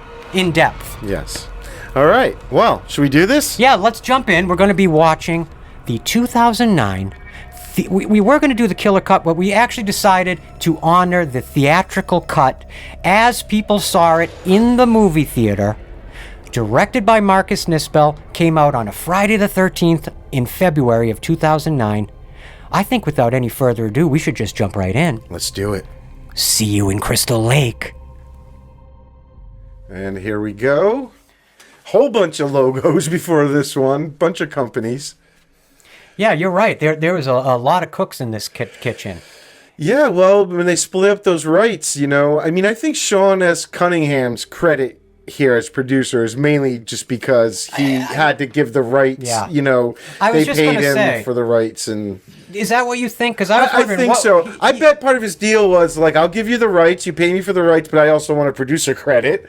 So it pads his resume. But they do tack his name on as a producer, literally tacked on. I saw nothing in all of my research about him having any input or doing anything. Even Michael Bay was not very hands-on with this production. The only thing I found out about him in terms of direct contact was him.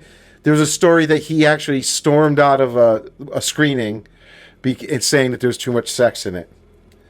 Him of all people. Wow. That almost doesn't track. That's strange. So, this is sort of like the whole first movie wrapped up into like just a couple minute intro. It's great that, it being set in the past means it's set in 1980, but we have no idea what has actually happened here. You know what I mean? Yeah, what is leading up to You're this? kind of assuming it's like from the first movie, but I don't know if they're necessarily trying to set up the same backstory between the mom and the kids. It's interesting. Because Jason didn't drown in this one. That's right. Right? I was going to say, if you, again, look at this as a separate timeline of these events, you almost don't have to generally adhere to some of this iconography that you're seeing at the beginning of the film. So here's my personal theory. When you see older Jason, and it's hard to see in the movie, but if you watch any of the making of stuff, they also made prosthetics for Derek to wear on his chest because some of that shows through the ripped clothing and everything. I think when the prosthetic goes down under the chest, it becomes called a cowl, I think. Yeah, but it's even bigger than a cowl because it goes all the way it's down. It's glued to him, so when he breathes, the things move. But if you look at the texture, it's almost, to me, it looks like it's a burn victim's skin, okay? Huh. So what my wonder here is the mom mad at the campers for ignoring Jason, and then Jason got burned, not drowned, not that he didn't even die, and those are the scars from that. It's just hard to know exactly why she's mad. I actually would really love that because, of course, elementally, it's the opposite of his original. It is the catalyst of his original rise. Yeah. You know what I mean? Yeah. It's the opposite element. I think that would have been really cool. Mm-hmm. That's an interesting detail. I didn't even notice that. And of course, his mom here is being played by Nana Visitor from Star Trek Deep Space Nine fame. I had to look up that a couple times. Yeah. Her real name is Nana Visitor. Yes. Nana Visitor. Nana. Yeah. And she's from Star Trek. Yeah. Star Trek Deep Space Nine, but it's not her voice. They had Kathleen Garrett did the voice, which makes sense because as soon as I heard it, I'm like, that's not Nana's voice. They dubbed her voice? Yeah, if you listen, it's like an old lady being like, wah, wah. Oh, that's probably why. You Even though she's not personified in that sequence, in my mind, physically as an older woman. No. But she seems to have some sort of old fashioned to her. It's 1980, and she's carrying around this locket that looks like something from the late 1800s, and she's dressed in a very old school dress. So I always wondered what was going on there, but I think they kind of try to just move on quickly. Some of the other stories about this was that people went into making this movie not even realizing that Jason wasn't the killer in the first movie. Wait, say that again? Some of the various people involved in the production of this movie kind of jumped on board, Gotcha. not even remembering or realizing that in the original it's not Jason, and obviously they're making a movie about Jason. So my God. very quickly move on from, that idea. I just want to say hi. Oh, yeah, that's true. We're back Love you. on camera. I've just been sitting out. I'm going to be over here, guys. Do Joe and I look like we're in, VistaVision 3D here in our red and blue setting? I think it looks fun. I like it. It's, Anyway, what's Ben Feldman right here? What a face of this particular era, the aughts. But what was cool about, I think, at this point was that most of these actors weren't yet known. Well, I definitely recognize his face. Yeah, now. Yes. But I'm saying at the time when it was released. Okay, I see. These were all like fresh faces that I think was a good thing. You're not looking at these people going, I know him from this and that. They were all, or a bunch of them were about to be in a lot of TV series and some other movies that we do recognize them from now. But at the time, you know what it is? I was thinking when I was catching up with this movie this month, I actually really appreciate the structure at the beginning of this film, where you have this kind of red herring cast that comes in that feels very much on par with what you'd expect from the type of characters that are about to be ending up in a meat grinder that is Jason Voorhees.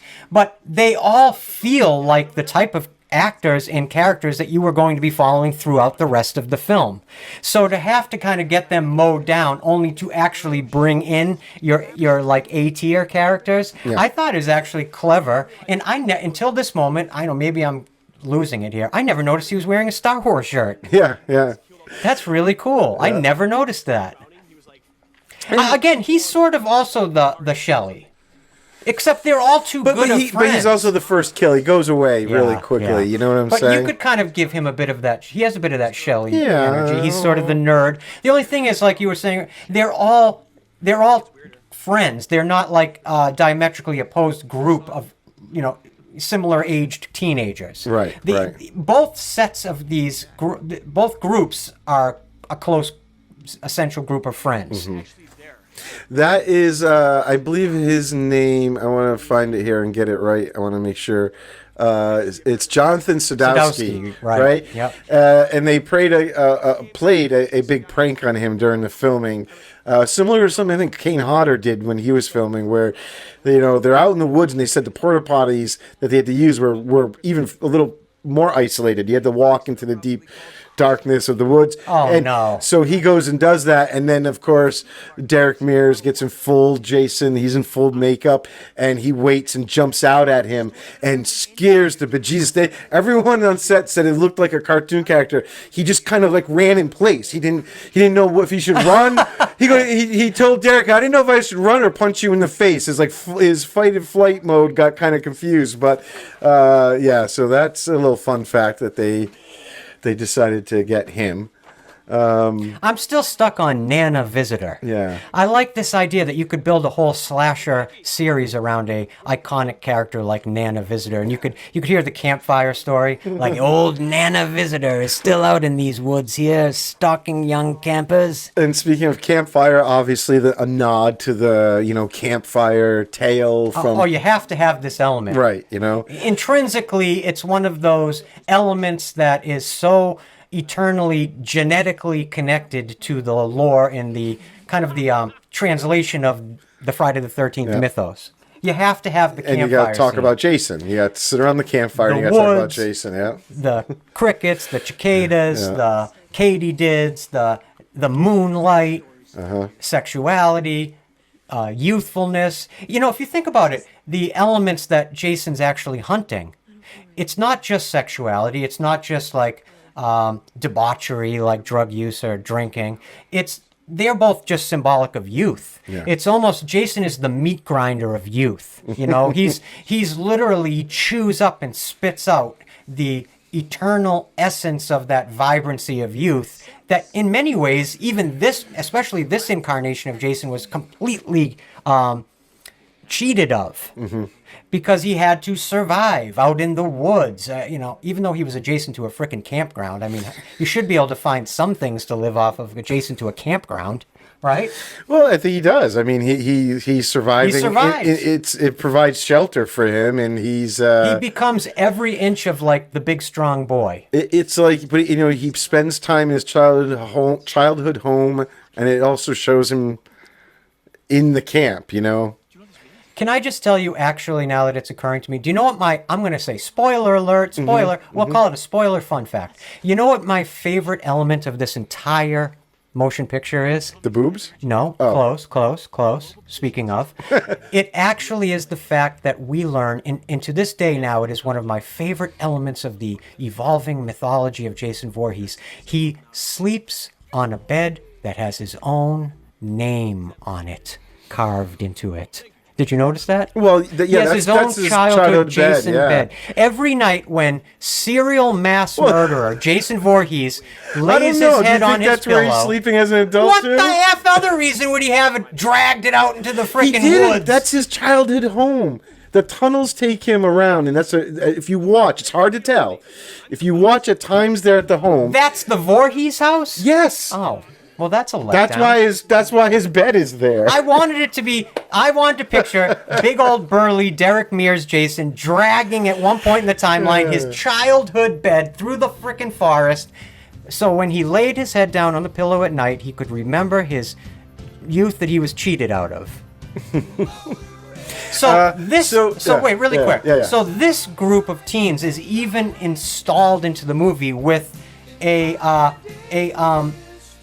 like they're there to find the weed so they can sell it. Of course. Well, so they even have like plot motivation for being there. It tricks the audience in a really kind of fun and cathartic way into trusting that these are the actors you're going to be following throughout the movie. Why would because they have a plan. There's a few things. I mean, first of all, I think this has one of the longest opening prologues to a movie before you get to the credits. Probably in cinema history, it's like 25 minutes. So I'm going to say it's actually The Departed by Martin Scorsese. Well, okay, but yes, but I said one of them. It just popped into my head. So it really lulls you into thinking you're with these people. You know what I mean? These are our characters, right? At least they start dropping like flies.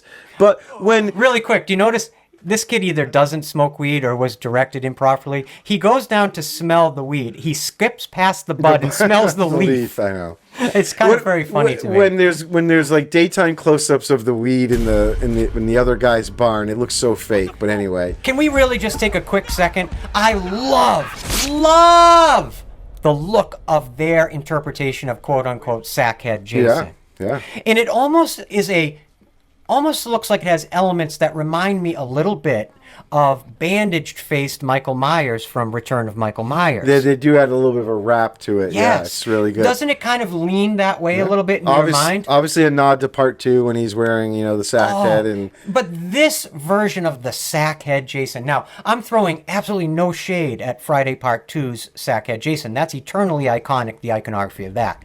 But I love the look of Derek Mears' sackhead. What about you? I do. It's great. Yeah. I mean, we get it for a lot of this movie. It's a while before he gets the hockey mask.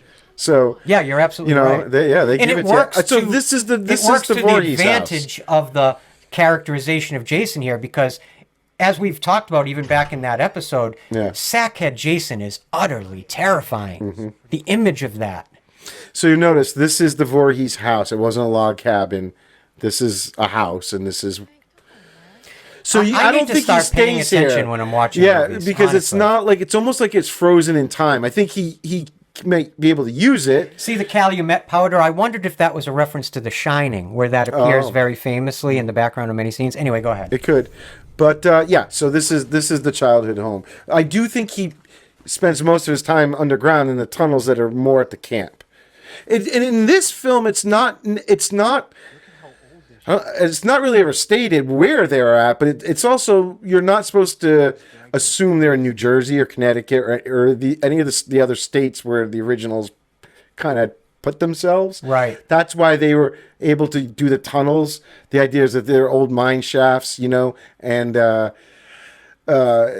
don't know if that would work if you're in New Jersey, Connecticut, but they filmed the movie in Texas. Oh, I was going to ask. I didn't really Same find place anything about that. where they had done Texas Chainsaw there. Yeah, I mean, that makes sense. most of this movie is the same group of people who did the Texas Chainsaw remake. Yeah, that makes sense. And even Like the production team was I mean everybody. Steve Jablonsky, the music. He did the music for this. He also did the music for that. And interestingly enough, I found out recently, before Marcus Nispel, originally, this film was going to be directed by Jonathan Liebsman, who had, in 2006, he had directed the sequel to Marcus Nispel's Texas Chainsaw Massacre for Platinum Dunes, Texas Chainsaw Massacre: The Beginning, which is also a really good movie with Jordana Brewster from the Fast and the Furious movies. Yep. And the scheduling of this got shifted around, and they lost him as the director. But And Marcus kind of, like, the cinematographer will talk about that. Marcus kind of wanted to give his career that boost again, the same shot in the arm that Texas had done, because it was huge. But I don't think Marcus necessarily really wanted to do the movie, at least at first. well, the other thing is, if you look into any of his other films, Marcus Nispel, and his music videos, he's very well known for shooting things himself a lot of times. So maybe it was a difficult transition going into a Hollywood set where you have to work with a camera crew. Sure. I don't know. I don't know how. He just seems a little. Like they leaned too heavily on the success of Texas Chainsaw.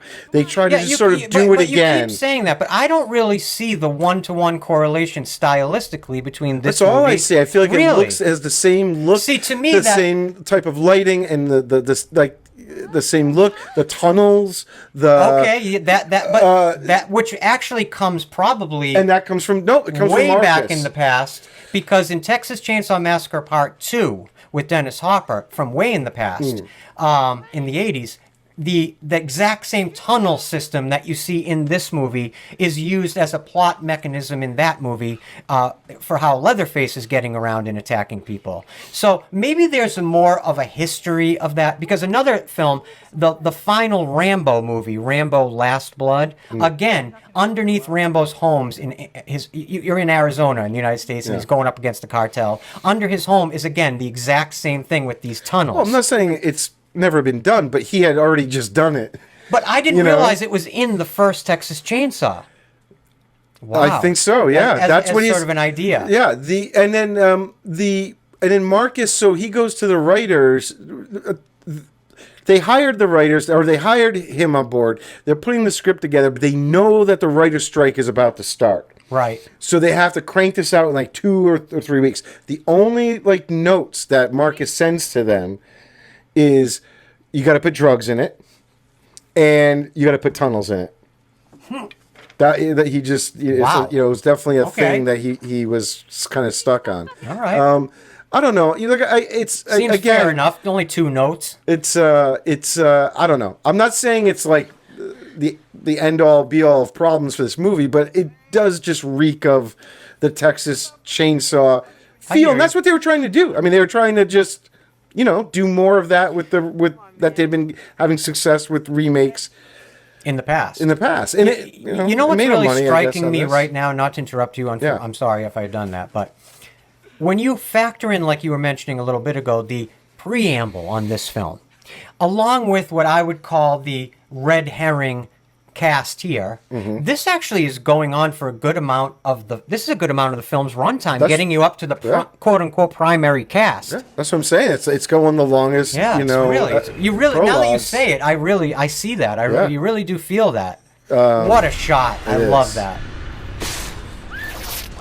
It's interesting. Derek Mears was really uniquely suited to play Jason, especially this version, this fast-moving Jason, this kind of mechanical, methodical, muscled version of Jason. He actually, has trained in mixed martial arts over the years, Yep. and I mean on Cage a very fighting. on a very high level. Yeah. As a professional fighter, alongside trained under like Big John McCarthy, Captain America himself, Randy Couture, Gene Lavelle. So he's extremely experienced and talented at mixed martial arts, and a lot of the iconic physicality of Jason in this movie, now that I have found that out, I can totally see it. There's a lot of cool things going on in this scene. Go for it. So they pulled off the whole sleeping bag fire thing is like a digital composite of, like obviously they didn't put anybody in danger, so they digitally composited a real campfire with the girl actually hanging in the bag, and then the other guy who's getting his legs stuck in the bear trap. He said when they were filming, like, he was trying to be a trooper, and they're doing take after take, and his leg is starting to like bleed a little and get red and bruised. Oh, and then right. he says to them like, "Hey, can we like loosen this up a little because it's starting to?" And then the props guys like look down and go, "Oh, that's not the rubber one, that's the real one." And then like, let's get the rubber one out here. God. Yeah. So he was getting banged up on that. Well, that's the price of doing business on a Friday the 13th set. No, so this is weird. So this is where it implies that Jason does come to the home. There's the altar to his mom here, and there's like Christmas lights working, and the mom's severed head and everything. So, he goes here, but I don't think it's where he lives. I think he's in those underground areas personally. Now, a lot of people will say that door closes completely by itself, and that there's this element of maybe Pamela haunting the house. So wait, the suggestion that maybe he actually goes there and can somehow commune with his whoa. haunted mother telling him to kill. You're suggesting that's not Jason slamming them into that room. He's over in the other woods. That's right. Yeah. Oh my God, I never noticed this. Yeah.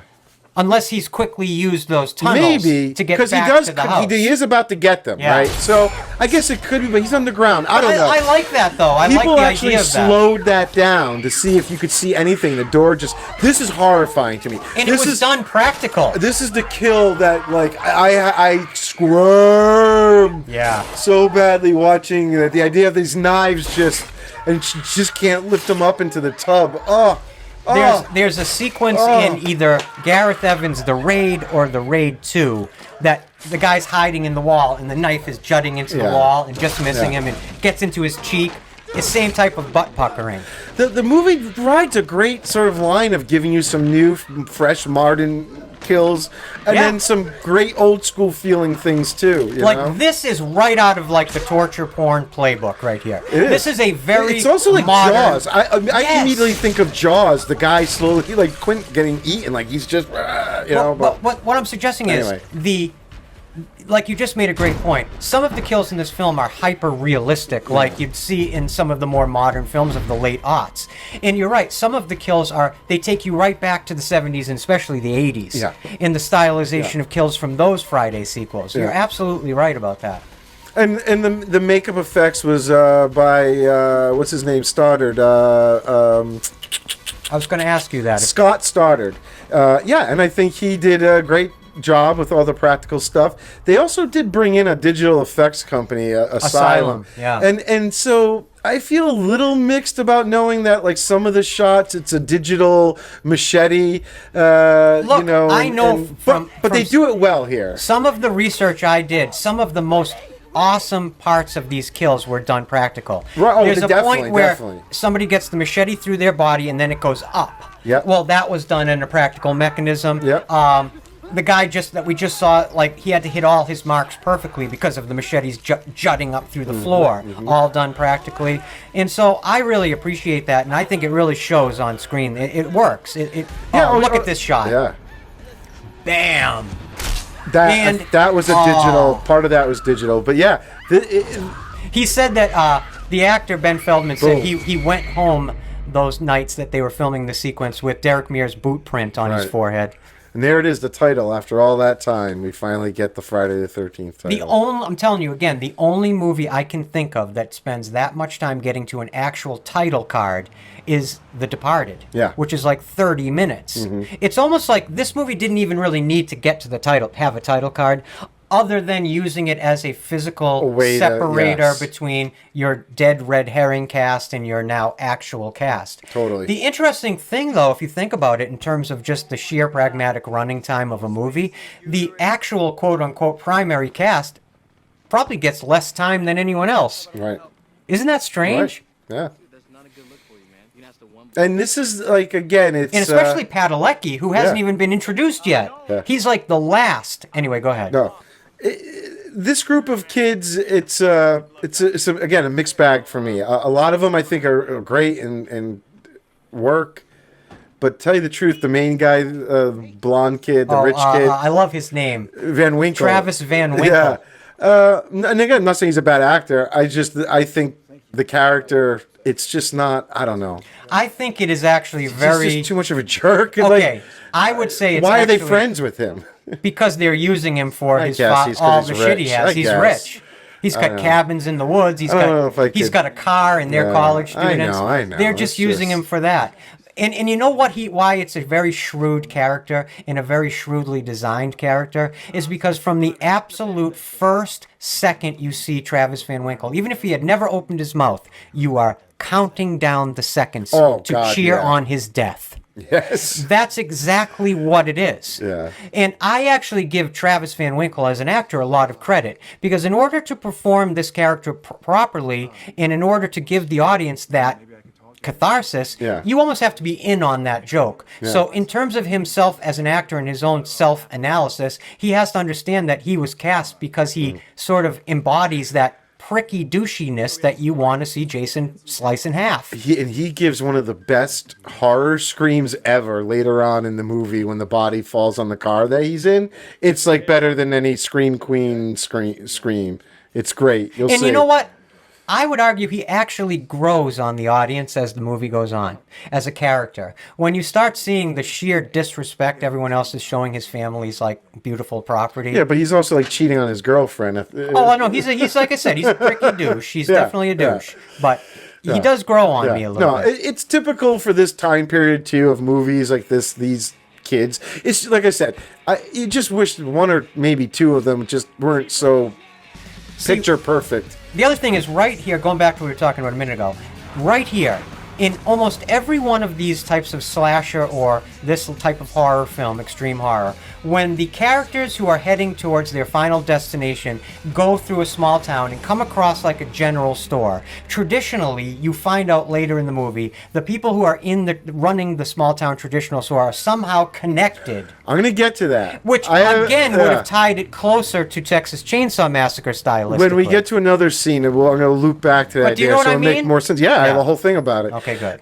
Actually, I think we just saw a license plate on that car, and I think it did say New Jersey. I think they did probably establish that they're in New Jersey, which, again, I don't know about tunnels by the camp. But this does not look anything like any know, part of I New know, Jersey I that know, I've ever I seen know. geographically. I know. They don't even have the type of lake they're on. There's something about it, like people have pointed out, like that can't exist over in New Jersey. Well, But you know what it is? anyway. Again, it's like going back to what we were saying at the beginning of the episode. What they're really doing stylistically is sort of reaching into the cauldron and just taking out those surface elements. Of course, yeah. And just applying enough of it because you don't have to keep reorienting an existing fan base to the details. They're filling that in. They know this is Crystal Lake. So you're hoping the audience who've watched these movies for decades is able to kind of collaborate with you and fill in the rest of the world. It's sort of lazy, though. Well, Brad Fuller will talk about how they went back to where they did Texas Chainsaw and they used the same crews. They'd worked together. They wanted to just go it with makes people a that they shorthand. knew, and I'm sure Makes total sense. save them some money since they knew their way around there, film wise. And I'm really seeing the Jim Morrison right now. isn't that weird? You know what I'm saying? Like, I feel like he could pull it off if he had to. If they did, what it would be, like an HBO Max Right, yeah. 4-episode or 6-episode story of The Doors. Jared Padalecki, and if we could do it in 2009 in a time machine, I think he still looks like this. Yeah. I think he even still has this same hairstyle in 2025, so he could still probably do it. Platinum Doom, I'm going to start ripping through some fun facts. They Fun spent fact. a whole year trying to secure the rights between all the movie companies to do this. It makes sense. And you were talking about Derek Mears, being perfect for this, and he talked about how he grew up. He has alopecia, right? So his body rejects hair he thinks it's a foreign object. He has no hair in his body. He has alopecia. Yeah. And so Oh. growing up, he was made fun of. He looked different. And he said he literally identified with like Jason, like young Jason from seeing those movies as a kid. Oh, that's really and that he was interesting. like born to play it. And, he tried to bring sort of that empathy factor to Jason in this, movie. And they said they would even film a lot of scenes two ways, where one where Jason was very violent and one where they might take time a little bit so you Like more psychological. understand his motivation a little Yes, more. I love that. That's interesting. Yeah, he said unfortunately they usually went with the more violent. Only because but- you're seeing it so prominently right now. Yeah. Another thing I noticed, you guys know I love these obsequious details. The other handsome blonde guy right here, if you notice, he's wearing a very specific T-shirt that says "Fuck Christmas." Yes. How I kind of interpret that, and again, I'm probably reading way too far into this. Again, what is that symbolically? It's going against like godliness, going against how am I? You know what I'm trying to say here? Yeah. So I again, wondered if it it's- was a subtle dig at the Black Christmas. Was the Black Christmas remake? was that also 2009? I don't know. Was that around this time or not? Or have That anything? I could don't also know. make sense. Just popped in my You know head what as it we were is? talking. I don't know, but yeah, I understand what you're saying. I'm But probably reading too far into it's it. also like a very easy thing to think of, like especially that kid who doesn't care about the rules clearly. Apathetic, apathy. Like Yes, yeah, that's like exactly what it it's is. Now, okay, so first of all, the fact that he was riding his motorcycle across a cornfield in New Jersey. Yeah, but there's yeah, that does not This track. old lady, it's cool. The scene is cool in one hand, but again, where they show her house is at seems so far removed from the lake and everything. You're like, why does she seem to know everything about Jason in a way? She to me is their version of Crazy Ralph. Yeah, like that. Right. Somebody, yes. it's done a little differently, but like she kind of knows what's going on. She's telling him, that anyone who doesn't basically follow the rules will die. You have to know where to walk, she says. And then if you kind of pull back and look at this lady's house, all the junk outside of it, there are people, and these aren't my ideas. I listened to there's a guy on YouTube, Lost Legends TV. This all came from him, and I was kind of blown away. She clearly knows about Jason, almost like you were talking about. Like some of the town people are in on it. They understand that Jason's out there, and they let him be.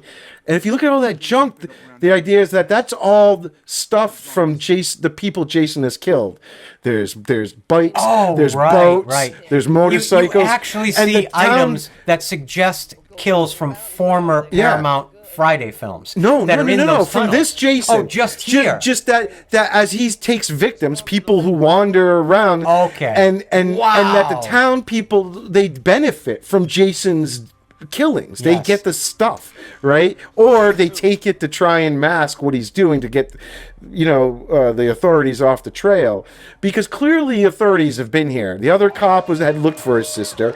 In the very beginning flashback in 1980, the girl that beheads his mom, she gets away. You assume she tells a story, or something. But there's this sort of implication that, there could be this other thing going on with the townspeople. And the stuff you see around, even inside Jason's tunnels, there's like a lot of junk. Yep. And in there's some Easter eggs we'll talk about when we get there. But anyway, I really, really love that though. I just love that whole line of thought about this older woman, this older generation that almost sees Jason as like Deus Ex Machina, this protector spirit that guards a certain quiet way of life in the woods. if you leave him alone, Because he'll leave you alone. These kids coming into the woods are almost like an infection.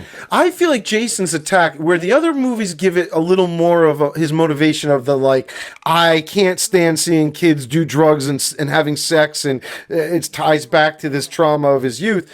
this is more like a dog being territorial, and these people have come on his land, and he does not like it. You know, and like a lifelong citizen or resident of this area, like that older woman, she knows she has absolutely nothing categorically to fear from Jason because she knows not how to not trespass on right. his. She says it. You need. That's She's right. like, you don't know where to so walk. she just sees him him almost like as a force of God. You know what I mean? A cleansing force of the forest or of nature or of God. And again, probably- it goes back to why I think that character is given that fuck Christmas shirt. Yeah. Because these kids coming into the town and weeding their way into Crystal Lake, this quiet, godly area, bringing all this sex and drugs and apathy and nihilistic behavior that you get only from youth.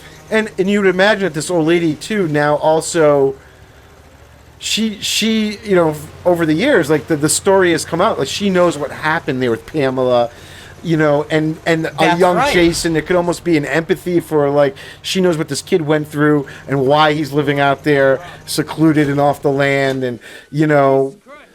Now, while this particular character here really takes me out of the movie, I also really like this character. And the soliloquy between him and the mannequin is one of my favorite things in any of the later Friday the 13th films. Oh God, yeah. I mean, he's the son who's on the dirt bike in what's part 4, 3? Yes, you know, yes, hey Mama, yes. you're making fun of me, Mama. Oh my God, you know, he's like that type of a. He's like the character descendant Yeah, of those yeah. characters from Yeah. part 3. Right. Oh my God, know? I didn't even connect that, but you're absolutely right. And it also brings you the connection about the weed and the growing and like. And it sets up this wood Do you think chipper. Jason was smoking weed? It's totally his weed growing all over his. Do you think he No, understands it? I just think he's not even interested, Jason right? just Yeah. sees it as part of God's forest. The only reason I keep bringing God into it in the spectrum and prism of specifically just this entry is that fuck Christmas t-shirts. It stuck out to me like a sore thumb this month. There's never anything in a painting or nothing in the mise en scène of a movie frame is by accident. A costume designer put that actor into that t-shirt. There is some sort of symbolic reference, whether they intended it or not. It becomes symbolic of something. It's that message is just shown. The way these characters are constantly like lasciviously behaving, like you're seeing right now. Yeah. It invites in the audience a suspension of the morality of not wanting to see other human beings die.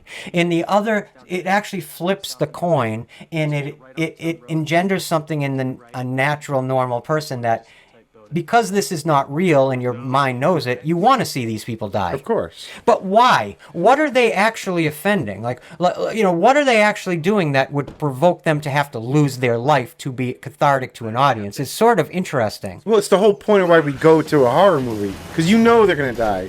That their whole purpose is to provide that part of the story for us. But while they are unpleasant characters, and I would not want to hang out with any of these people, why do we cheer on their death? Because it talks to, I think, that, you know, that thing in all of us that we all have a little bit of a dark side, and it gives us a fun way. A movie like this is a fun way to kind of explore that outlet. Yeah, because you sort of, now I'm thinking of it, you're right. You think of situations and people that you'd like to see dead, It's and like you just why get you to look play at it a out. body on an accident if you Yes, drive. yes. Like, you kind of, you shouldn't. Why would you? Do you need to look? But you'll look. There's actually you want to see these situations that you'll never see in life. You know, someone just being completely terrorized in a way that almost you can't imagine. Yep. And you get to watch it, though, with friends and eat food and have fun doing it. So wow, you're absolutely right. You know, it reminds me, there's this amazing kind of like incredible comic book from the 1990s called Johnny the Homicidal Maniac that sort of talks about a lot of these types of ideas, the safe scares, like the cathartic value of horror, whether it's in horror literature, horror films, you know, storytelling, just that physical catharsis you get from horror movies as an audience that you maybe only get in any other genre from maybe comedies, is there's a physical reaction to what you're watching. And that's enjoyable. And that is what I think the Siskel and Eberts of the world never got. You're absolutely right. They couldn't they couldn't let their minds relax enough to understand the enjoyment, and they were too worried about why people liked it to let themselves enjoy it. I don't know. When you go or into, there's certain people that just can't, don't have that ability,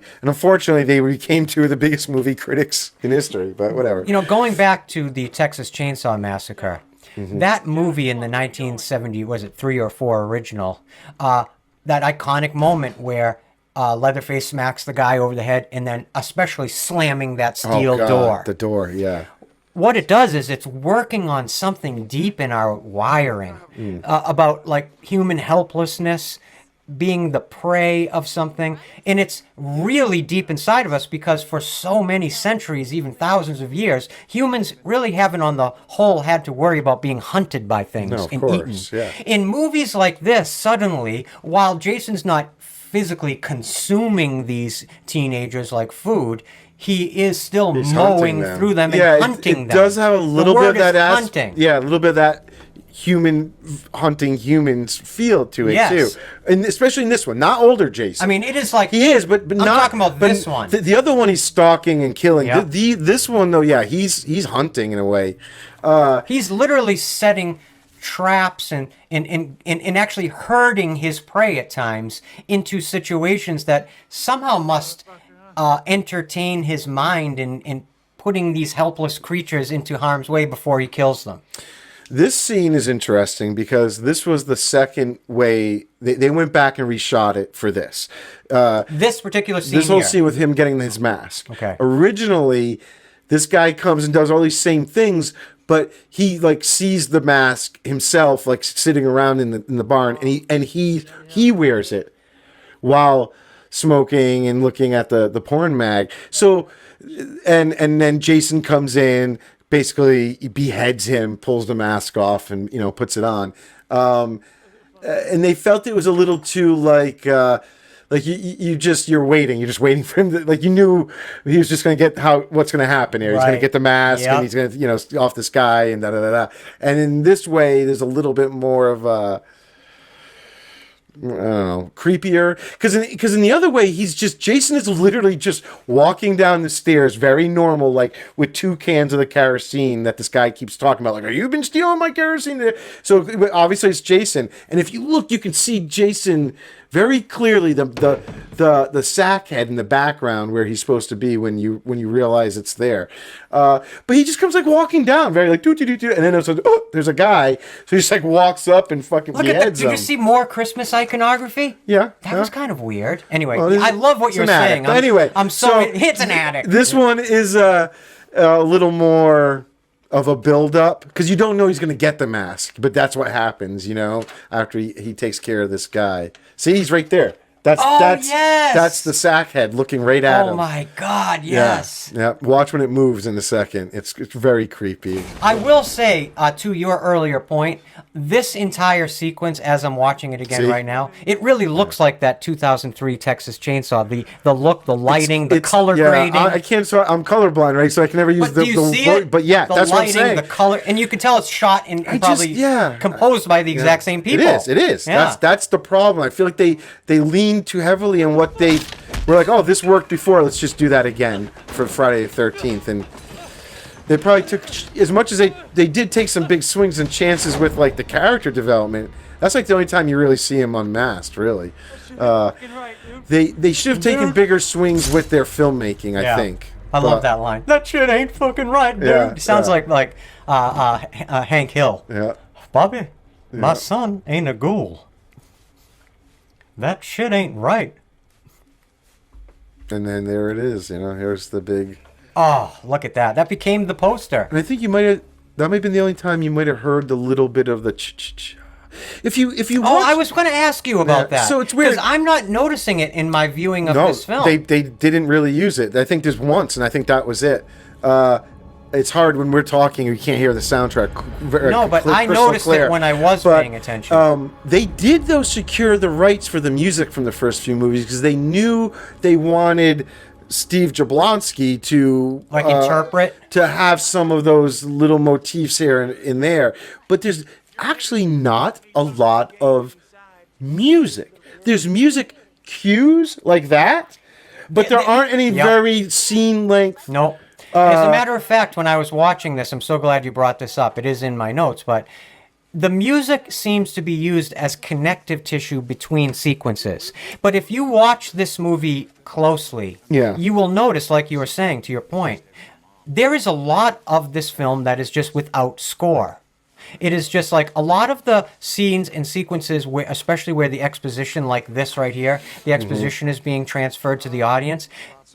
Marcus Nispel keeps it completely bare, and I think it's just so you're not connecting it all with your emotions. You're listening just intellectually and absorbing the information. Maybe One of the cooler quotes I actually did hear from Marcus in an interview was he said, "With a movie like this, you have to give the audience what they want, but not what they expect." Yeah, that makes sense.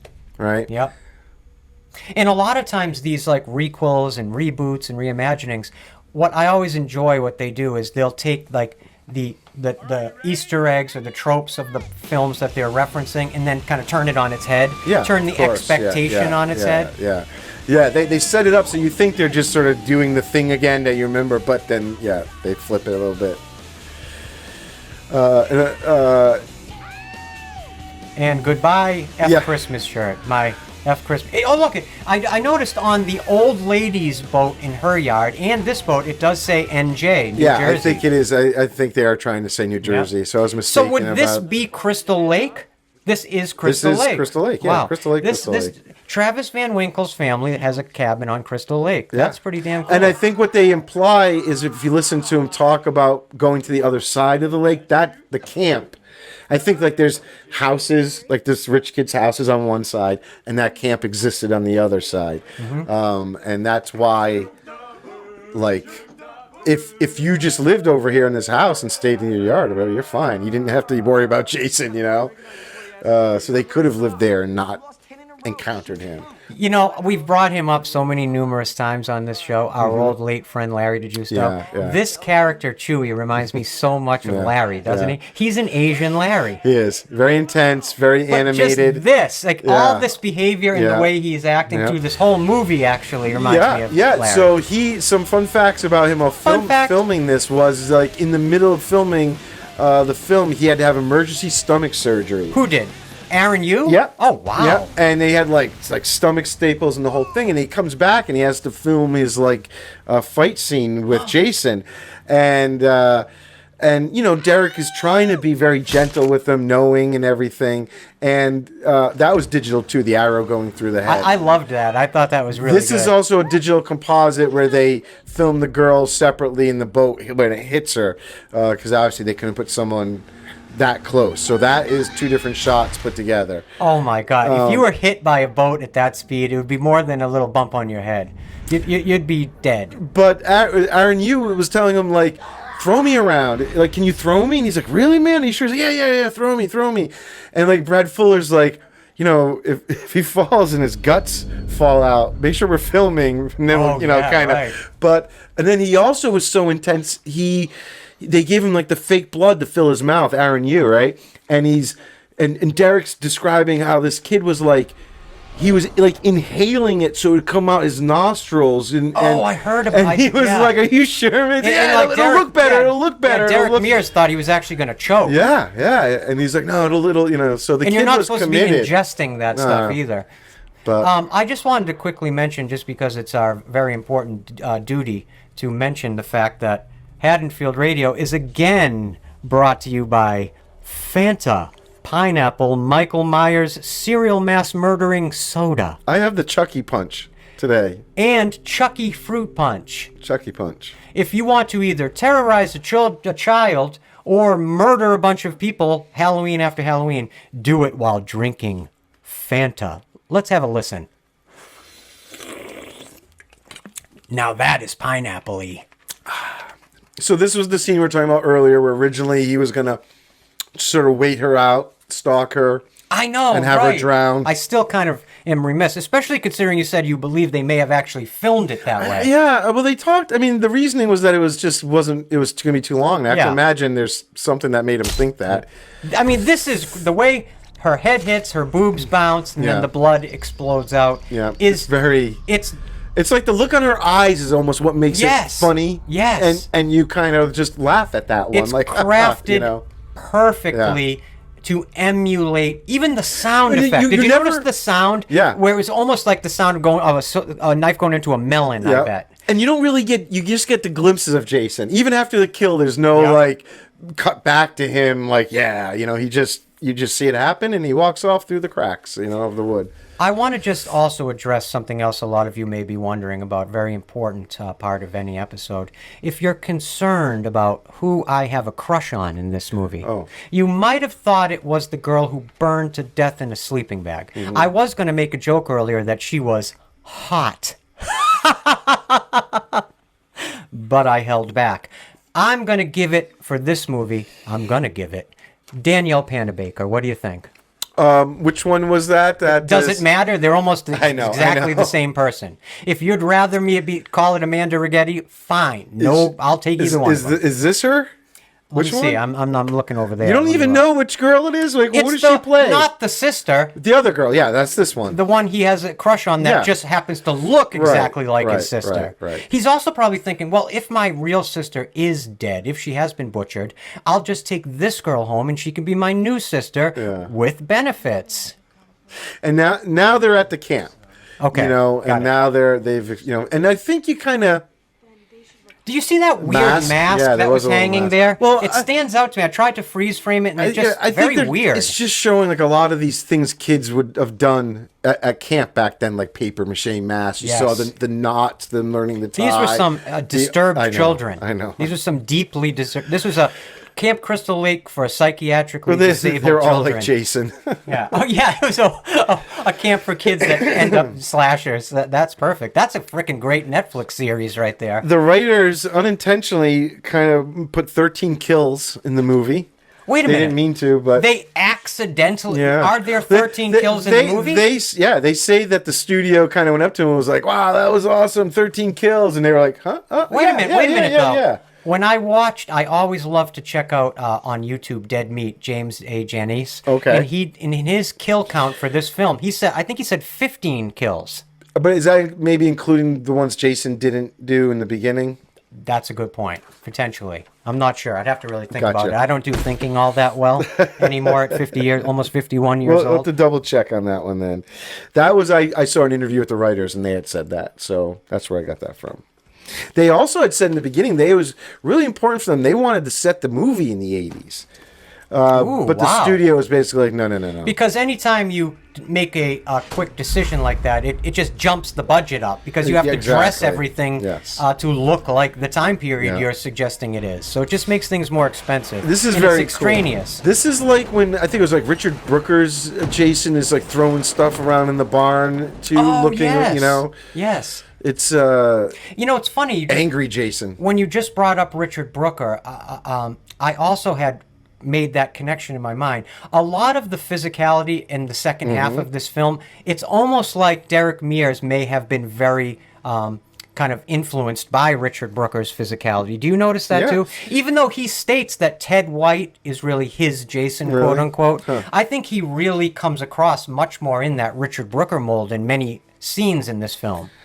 I think it was when Ted White was the one that kind of like really go for the running.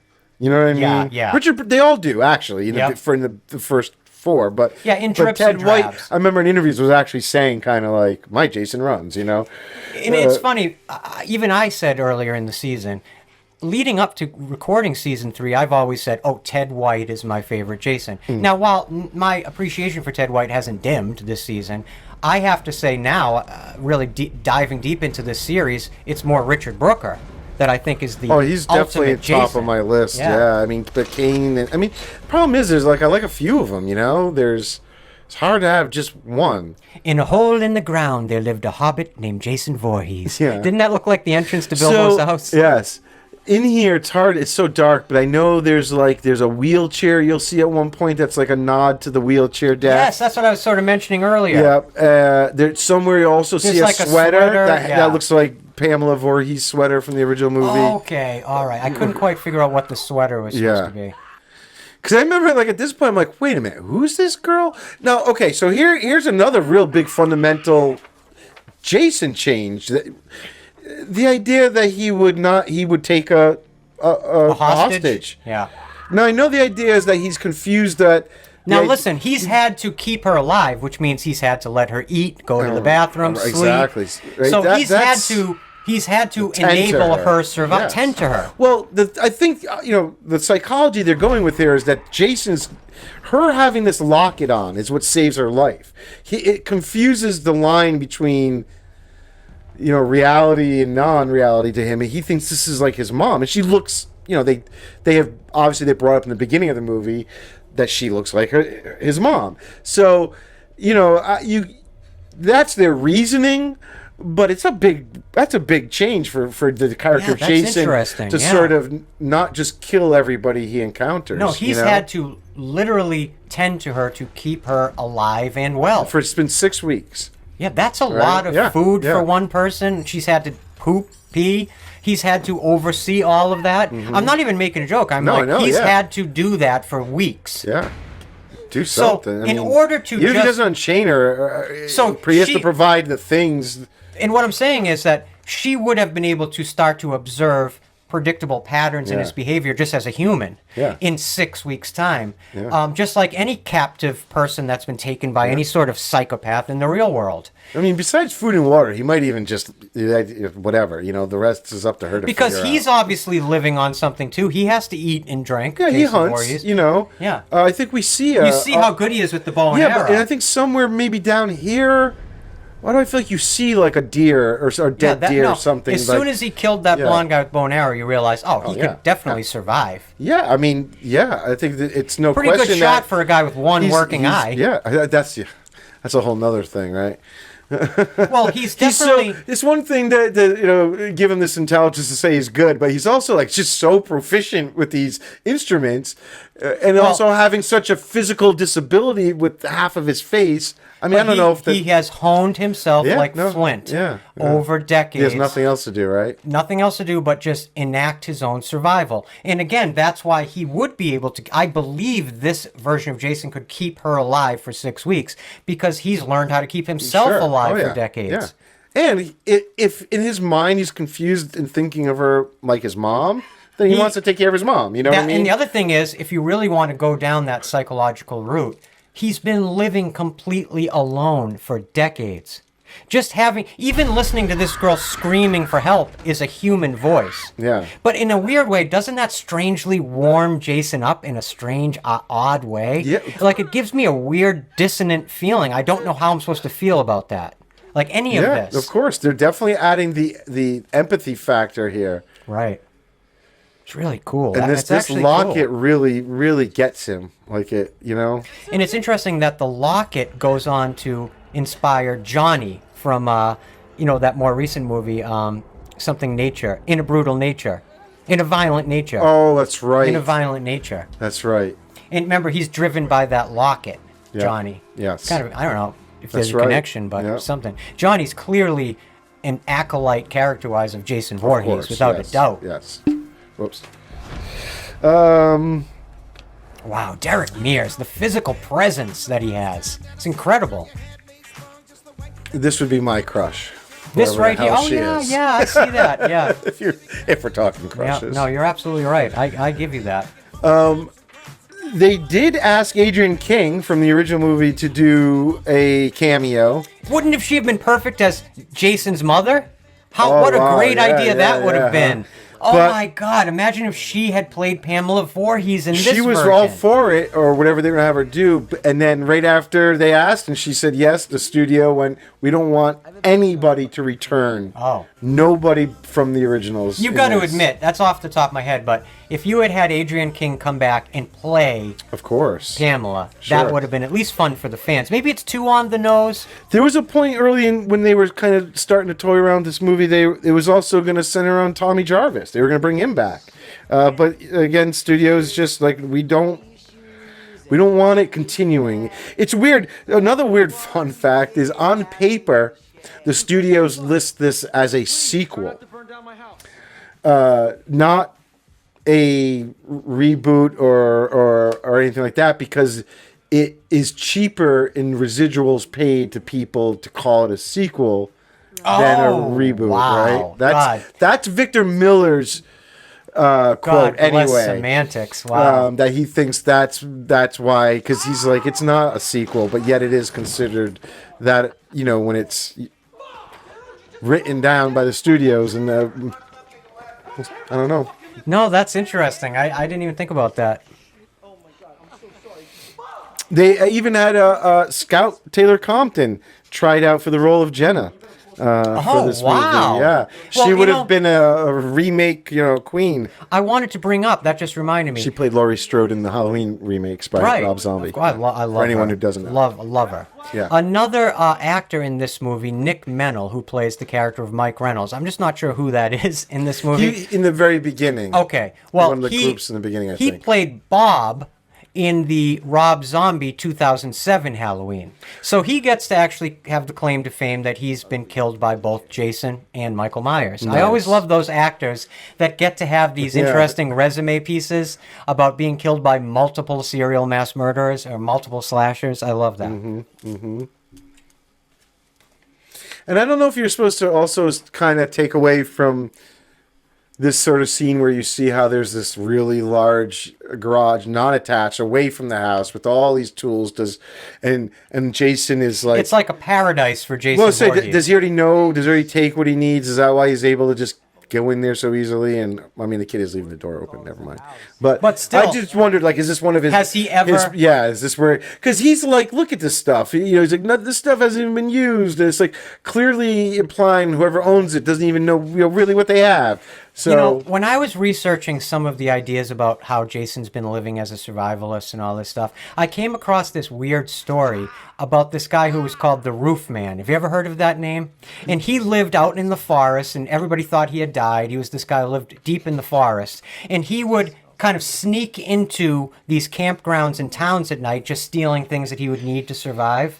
It's just a lot. It's not the one. There's a movie. And then he was living in like a Toys R Us. You're kidding right now, right? There's trailers for a movie with Tatum. No, about this story. Yeah, it's called Roof Man. Yeah, and he like lived in a Toys R Us. Yeah, they had to like recreate a Toys R Us from like the 90s. There's a movie about. It's literally just the trailers have just started playing for it. Yeah. I knew it was a cool story. Yeah, but I was looking about real stories of people who have secretly survived in the woods and how they did it. Yeah, and I came across that story. This was the first time Paramount had anything to do with the franchise since 1989. Yeah. It'd been a while. Absolutely. It was really a return, an adjacent return to the birthplace of the series.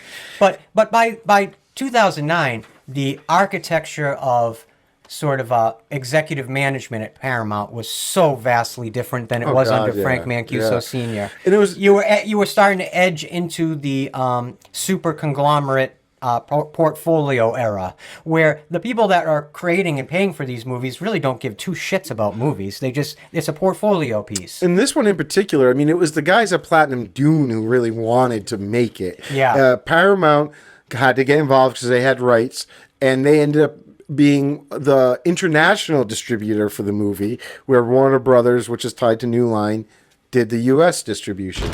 But Paramount, I don't think really had a huge hand in doing much. I think they had to be one of the people that signed off on things, but it was really to get the rights, because they wanted to use those.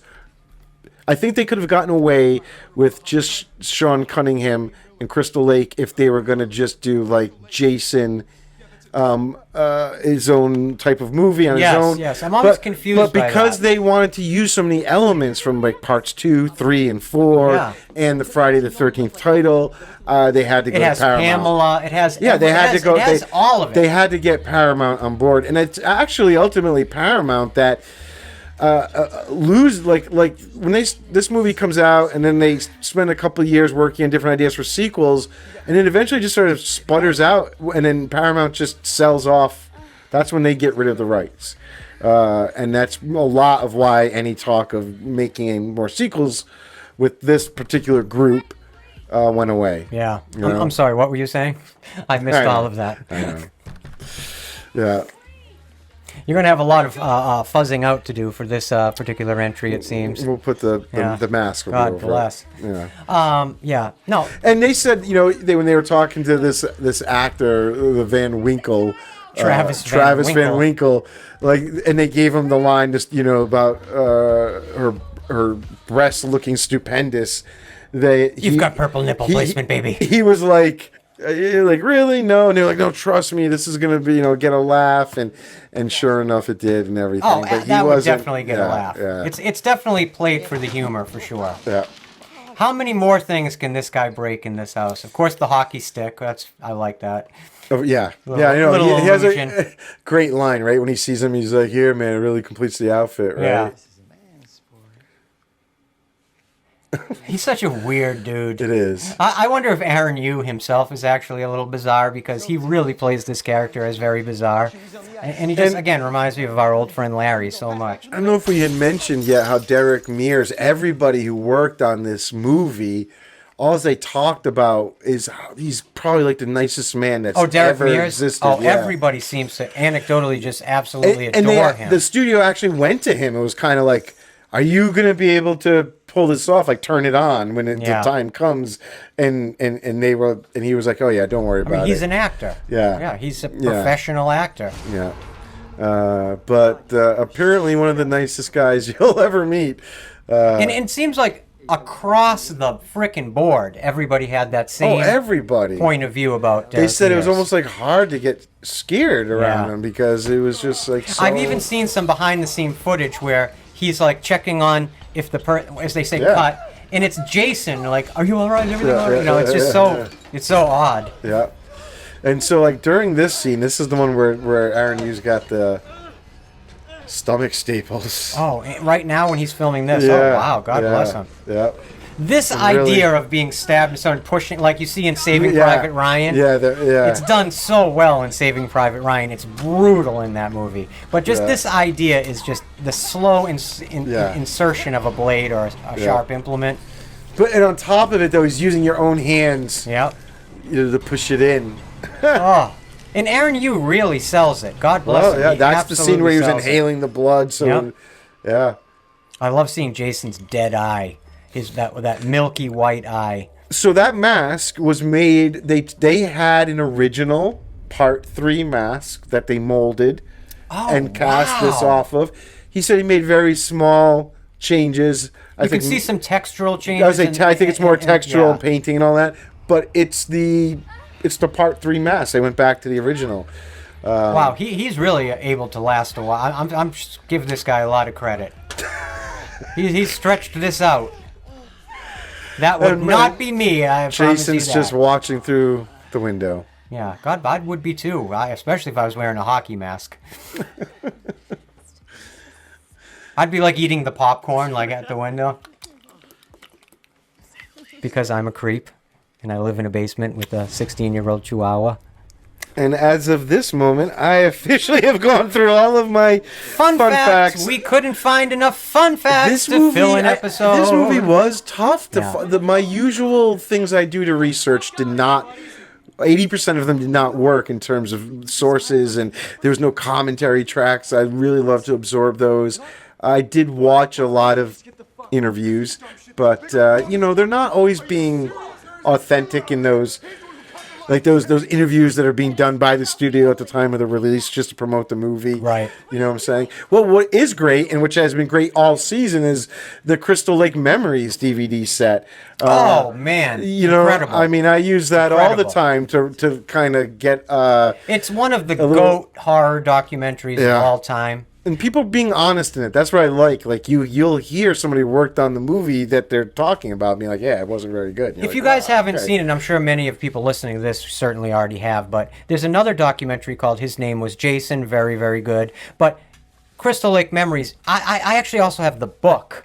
There's like a coffee table book. Exactly. That's what was first, I believe. And one of our old friends, Jason Mayo, comic book artist and filmmaker, I remember he had that book, and it was signed by just about everyone who's ever taken part in the Friday the 13th movies. And it was such a cherished item on his bookshelf.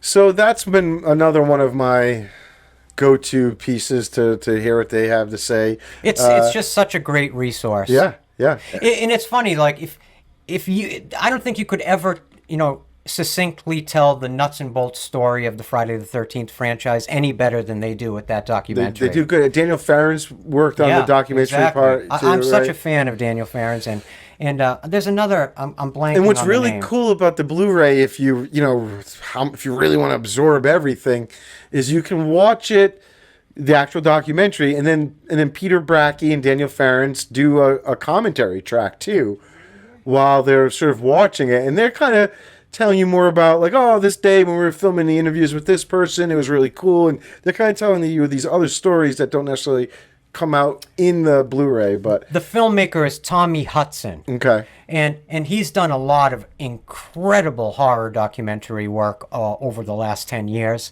I think actually Tommy Hudson is and I've actually had the privilege of messaging back and forth with him, because his Chucky documentary, the doc of Chucky, I'm not even a huge Chucky fan, and I thought that documentary was excellent. And I just love that style of those documentaries. But you just can't go wrong with Crystal Lake Memories. I have nothing but respect for that team that put that together. And when will there be one of those for the Halloween franchise? I know, my God. When?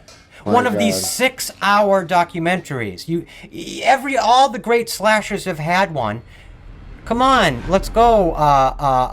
What's the company that runs Halloween? Trancas? Yeah, come on, Trancas, loosen up. Oh, come on, want to get them mad at us again? I know, right? We finally just mended the bridge, and here I am.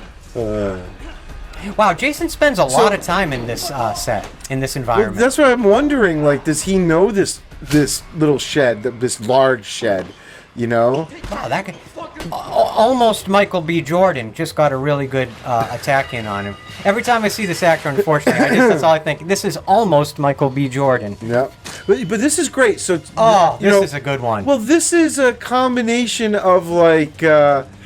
I don't think it was Jason's plan from the beginning. I love that. See, that shows just this amazing skill of Jason. But anyway, that would take actual skill. But you can tell the way he poses himself. Yeah, he positions his body. body. Now this is awful. So this is also to me the Easter egg of tying back to Rob, the brother from the final chapter, when he's in the basement going, "Oh God, he's killing me! Help me!" And that's what this kid's doing. Absolutely right. As a lure, it's the same exactly, but it's a little more of a twist on this one, where Jason is like using him totally as bait. And you know what? Going back to what we were talking about earlier, this truly is psychological manipulation Jason's using right here.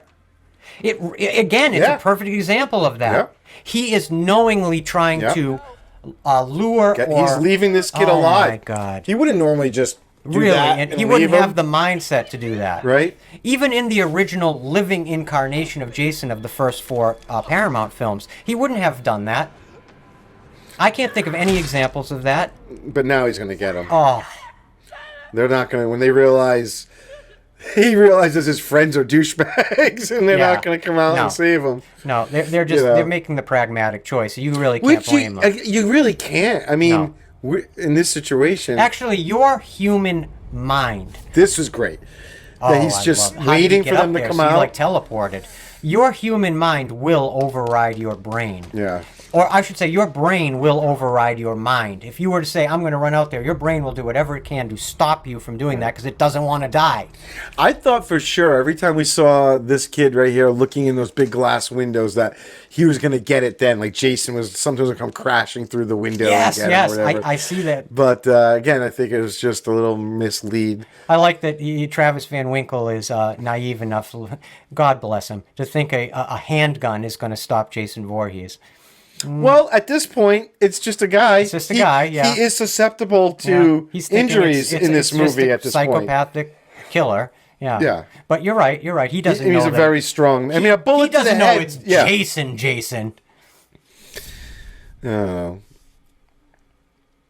And then, this girl right here, it's great if you really watch. She dies like 3 different ways, or gets it, in this movie. Jason gets her. She gets shot. Once Jason gets her and she's against the door, then the other guy with the gun we just saw shoots through the door, you're right. and so she gets shot. And then Jason throws her out the window, and she lands on the car. This chick gets it bad. Yeah. I don't know. She gets the 3-piece with a soda. And That's the what she gets. classic, the shower. Yeah, The old of shower course. curtain gag. It's a trope, but man, hey, he you know. is quiet, huh? Yeah. Like, he is stealthy. Very stealthy. Oh, this is great. Oh, that's right. It's the horns, right? Doesn't he pick her up and stick her in? Yeah. Very Michael Myers-y Yeah, it type is. kill, you know? That's pretty cool. The Love it. eye right Love it. there. Yeah. And it's also the idea of like mounting her like a trophy, Right. like a hunted kill, Right? like you Oh, would. Wow, yeah. Very good point. Yeah.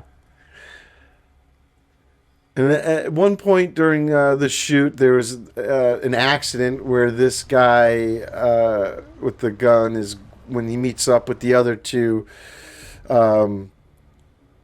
he's like going down. He's walking backwards. He's got the gun out like an FBI guy, and he pushes the other actress accidentally and hits her, and it like cuts. She cuts her chin, and then she got a concussion and like completely fell to the wow. ground. Yeah, he got her good. I just realized you are also wearing a Star Wars shirt, like the character at the beginning. Am I gonna die? You're gonna Am I die. gonna die? Kill her, mommy. Now, this actor here, Richard Burgi, he was in, I think, the second Hostel. I think he was actually one of the lead roles in the second Hostel. A lot of Eli Roth references this episode. I think I read that like that guy too. Like they didn't get him cast in like the 12 hours before he was supposed to be on set was when he like signed the. Yeah, I saw that Yeah, somewhere. Yeah, yeah. right. Well, he's just that level of professional actor. He can just show up and say, you need me to play like a cop? All right, no problem. I like that you think the police are here and then he's dead in 2 seconds. Bye. Well, there's also Look at that shot through the wall that goes from great. outside the house into the house Yeah. in one physical, practical shot. That's really good. There's also the talk that like the cops are also in on it. That's why like he's not looking hard for the guy's sister. And, all right. You know, that's like because he knows who did it, but he's not not gonna go after him. He's going to run out of his ammo. I know this kid with the gun. Like the whole time, I'm like, what are you doing? Yep. He's gonna, my God. This guy's nuts. Well, they say if you are not trained to use a gun, if you carry a gun and you're not trained to use it, you will most likely die by that gun. Yeah. Yeah.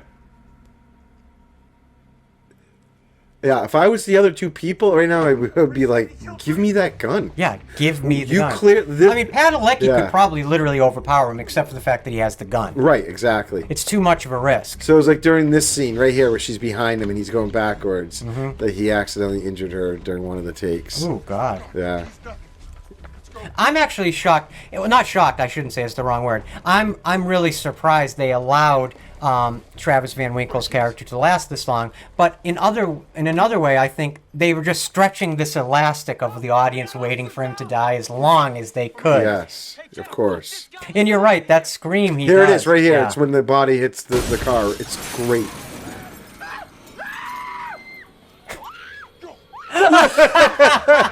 He has to be in on the joke. He has to do that on purpose. That's hilarious. Right. That's hilarious. And now we just got the classic. The kid is so scared. He's running so fast, he got a smoke trail behind him. running right into danger. You Yeah. know. This is the categorically stupidest thing you could do in a situation like this. Is just to run blindly into the dark woods. and split up from the other people you're with. He's not. His brain is not functioning properly right now for sure. Fear has overwhelmed his senses. He's just running around like an injured animal. You know, I think it would be interesting though. And I think some other people had said this too, that like I wonder if they had used Manfredini's music. Like I wonder if you like brought back that sort of a little more traditional Friday the 13th music. Would it have worked, or would it have? I think it would have added or You know what you could have done? You could have done one of those things where you hold out any and aspect of those motifs until like the last 10 minutes. Right, during the big thing. And then you hit him with the cha-cha-cha, like in a major iconic shot of Jason towards the end, and Yeah. then maybe you have that motif of the music come in, just to get people out of. So they're leaving the theater on that high. This is kind of great too, because you're almost wondering, like, is that Jason? Can he drive a truck? And again, it's the You know? townspeople. Well, it's the guy who owned the Yep. barn that the other Yep. kid was working in, and he gets away. Yep. And he's got a dead body in his truck. So again, you have to think these people would normally call the cops. But by the end of the movie, we get to the next morning when they're like pushing the body in the water, that there's no cops. So like this guy does not go tell the cops. No.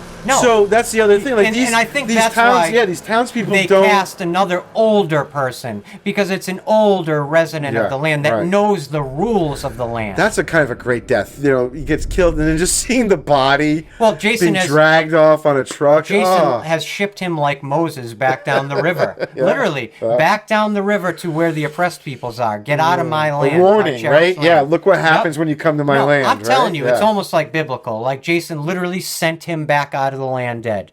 This is what you get if you trounce, if you bring your apathy, your nihilism, and your evil, what he perceives as this like evil, or that Jason might think is evil. If you bring that onto my perfect land, I will kill you and crush you. Just the outside world. You bring the outside world. If you bring to the me. outside world Yeah. in and you poison my perception of reality, I will crush you. Yeah. Yeah. Jason's not stomping out of Crystal Lake, killing people in the next town. No. He's not. Well, I guess he went to New York once, but he did do one. Well, quick, this isn't He did one quick, a different universe. booze cruise over to New York. But yeah, this is not the same. This is the more real world Jason. Yeah. Yeah, I mean, this movie fits within the other 11 movies, you Oh, know? yeah, absolutely. It's its own thing, but it's It's just, the greatest hits album. you know,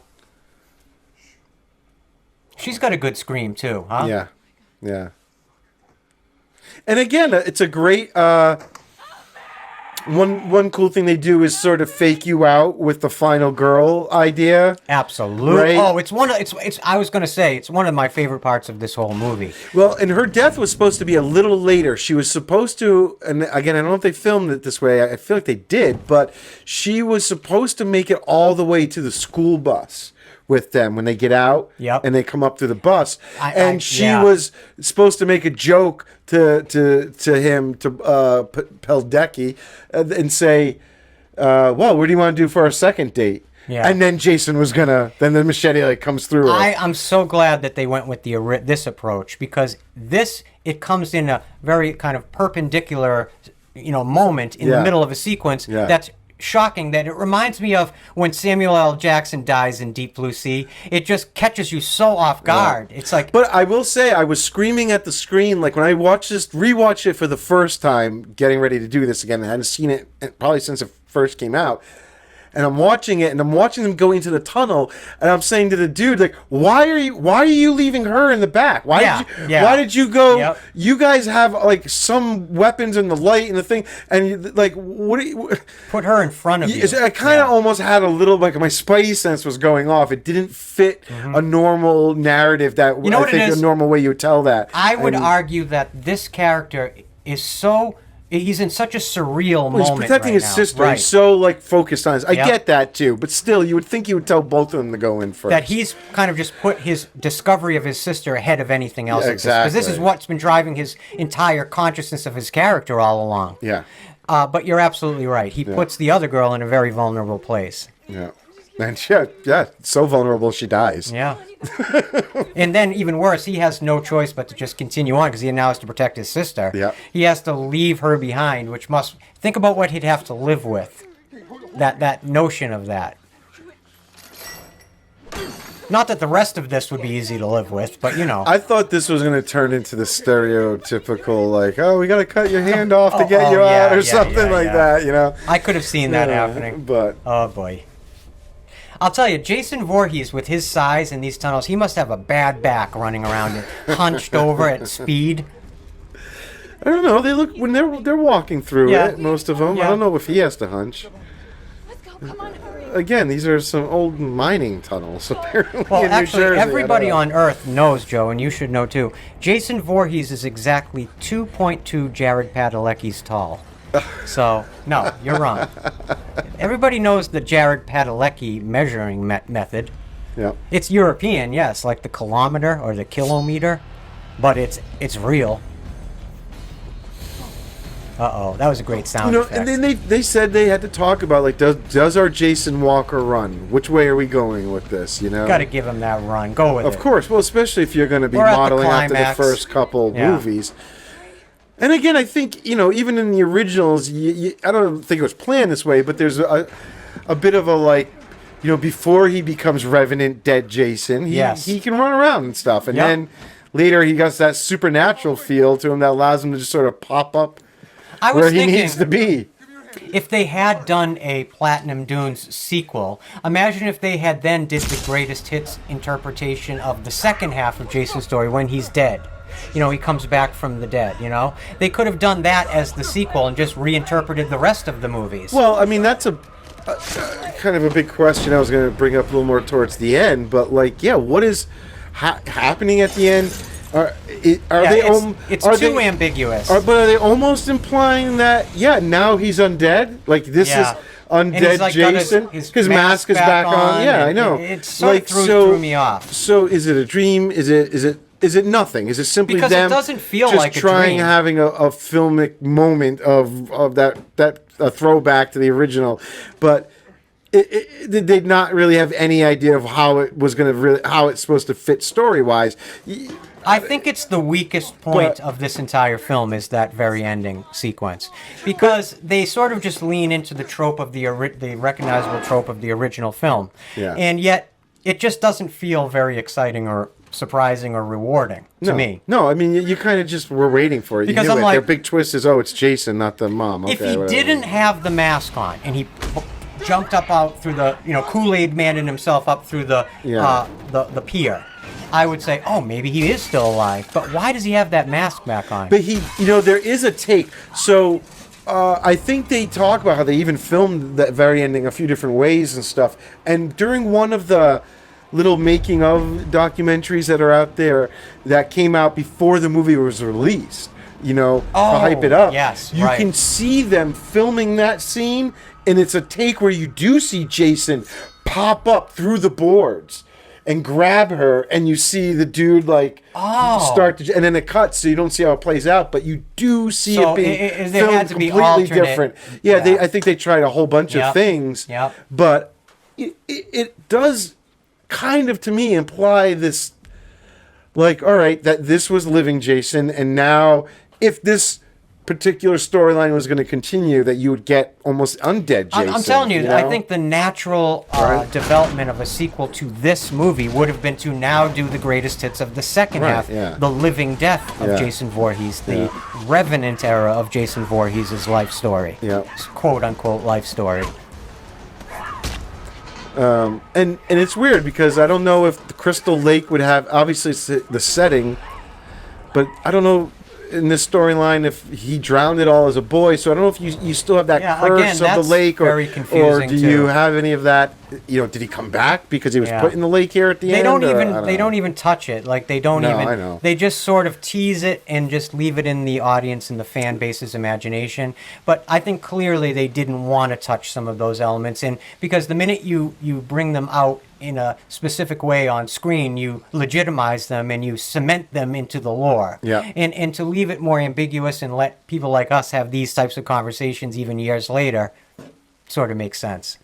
But I think they couldn't think of anything that would top what had been done or that could, and they just said let's just do it with our characters and bank on the fact that there's probably a large part of the audience that are new and don't know the original by heart and might still get a kick out of Jason popping up out of the water. Well, by reorienting all these films, these Texas Chainsaw, this, or any Amityville Horror that Platinum Dunes did, The Hitcher, I mean, they're definitely aiming to bring new people into the tent. Of course, and to build that franchise and that IP into a more of a moneymaker for the studio. So, And the whole ending here was shot a couple different ways. I love that. Kool-Aid Man. Yeah, there's your Kool-Aid Man moment. Hey, you guys! The one way that they shot this is as he's kind of getting pulled into the wood chipper thing, the mask comes off, And so you get this more of a Like a- sadder, Oh, empathetic, like yeah. you see his like face reaching out Oh. to what this girl that he Thought was his He mother. thinks is his mom that he in a lived weird with way. for You more know. than a month. and then She was his roomies.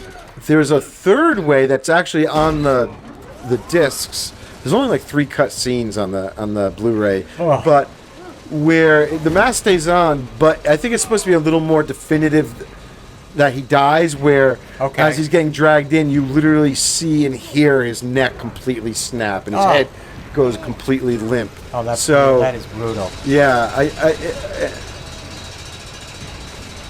and there's some continuity mistakes Ah. right here where the cuts that were on his face a minute ago are gone from his cheek right there. Because again, I think they refilmed some stuff, and what was supposed to happen, they said it was the old test audience thing, where when it got to Jason, I think maybe the way they showed the audiences was the unmasked, and they said they wanted to hear, like, they thought the audience was, yeah, they got him, Yeah. they killed him, but instead it was like dead silent. They were sympathetic. They were dead Oh silent. God, that's rough. Yeah, so that's That's got to be frightening to a filmmaker because Yeah, they you're had to change getting it. the wrong response. Yeah. That's brutal too, Yeah. huh? Like Oh, yeah. the claw into your back, Oh. and the chain around the neck, kind of again reminiscent of the Brooker Yep. being hung scene. Even this barn. Yeah, looks like the part whole 3. barn is the Yeah. throwback to part 3, right? There's a point where the wood chipper's like clinking against the mask. Yeah. Oh my God, it's so Yeah. brutal. Yeah. Yeah, this is very Richard Brooker here. Surprised he didn't lift his mask up and put Right. it down again.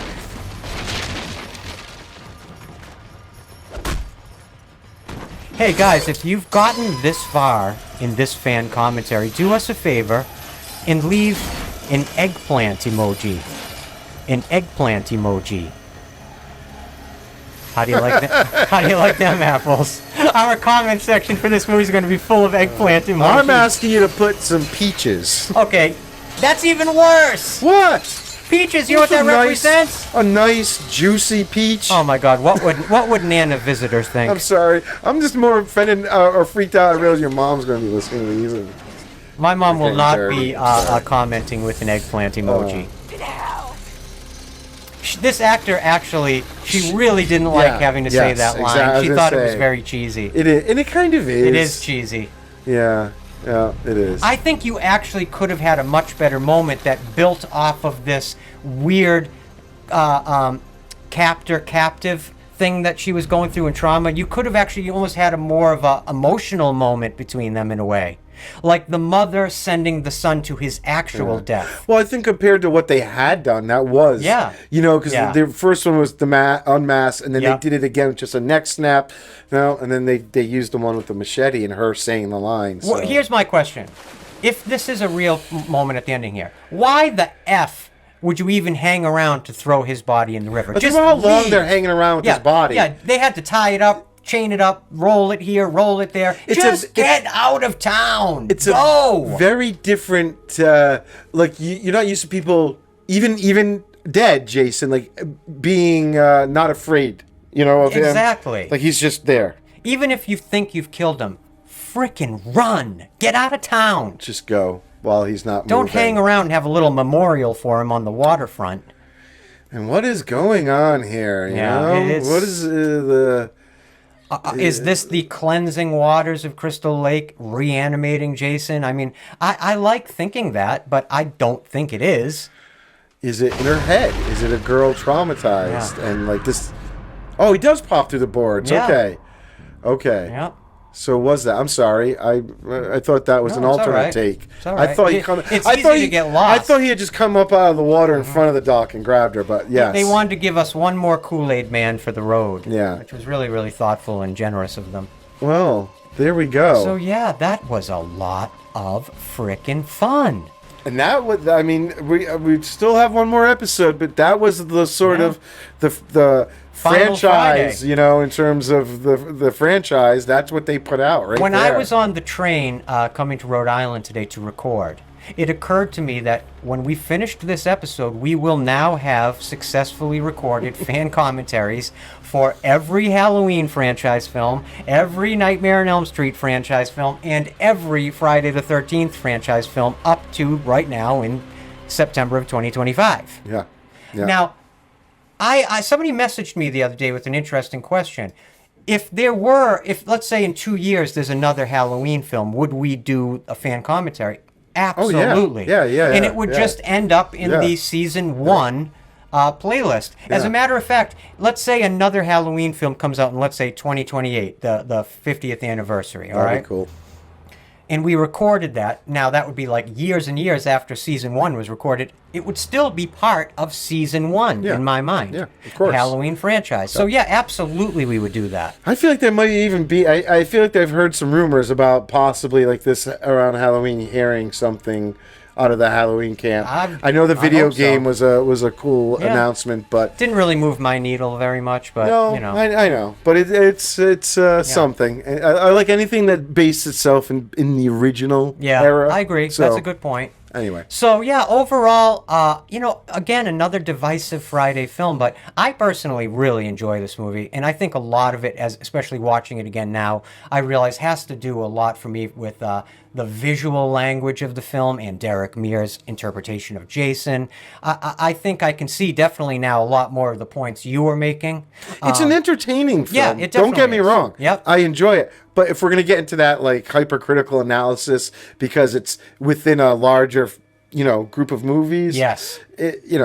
But as a whole, I do like this movie. I can sit through it just fine. It entertains me. It makes me squirm. Yes. It makes me laugh. It's got like all the good beats, Oh, man, I just want to say hello to my mom real quick. Yeah. Because I always like to send Mrs. a quick White. hello to my mom and to Wally and Kitty. Love you both. Also, I'm so excited for next episode, episode 34 of Haddonfield Radio. We aren't going to announce yet what it is, but a lot of you diehard fans probably would have a ghost of a chance of figuring it out.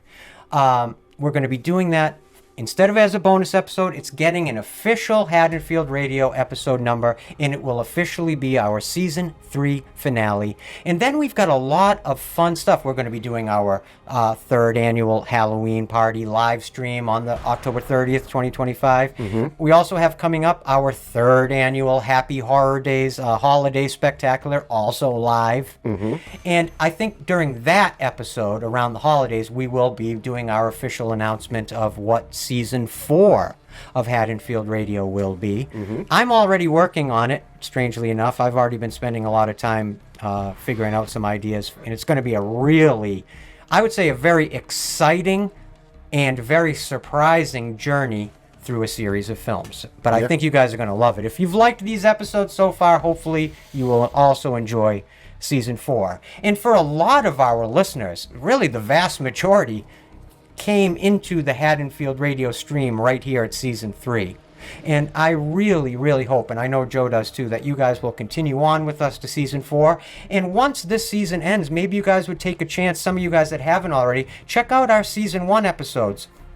All about the Halloween franchise's history, legacy, and lore. Our Season 2 episodes all about the Nightmare on Elm Street series. So check those out if you're a fan of just general horror history, right? Yeah, please. A lot more We to got come. a lot of content. There's even a few fun episodes, random movies in there. We've got a couple Look things around, in the works. and we're going to do some in our break between 3 and 4 as well. We have a few surprise Actually, Joe episodes.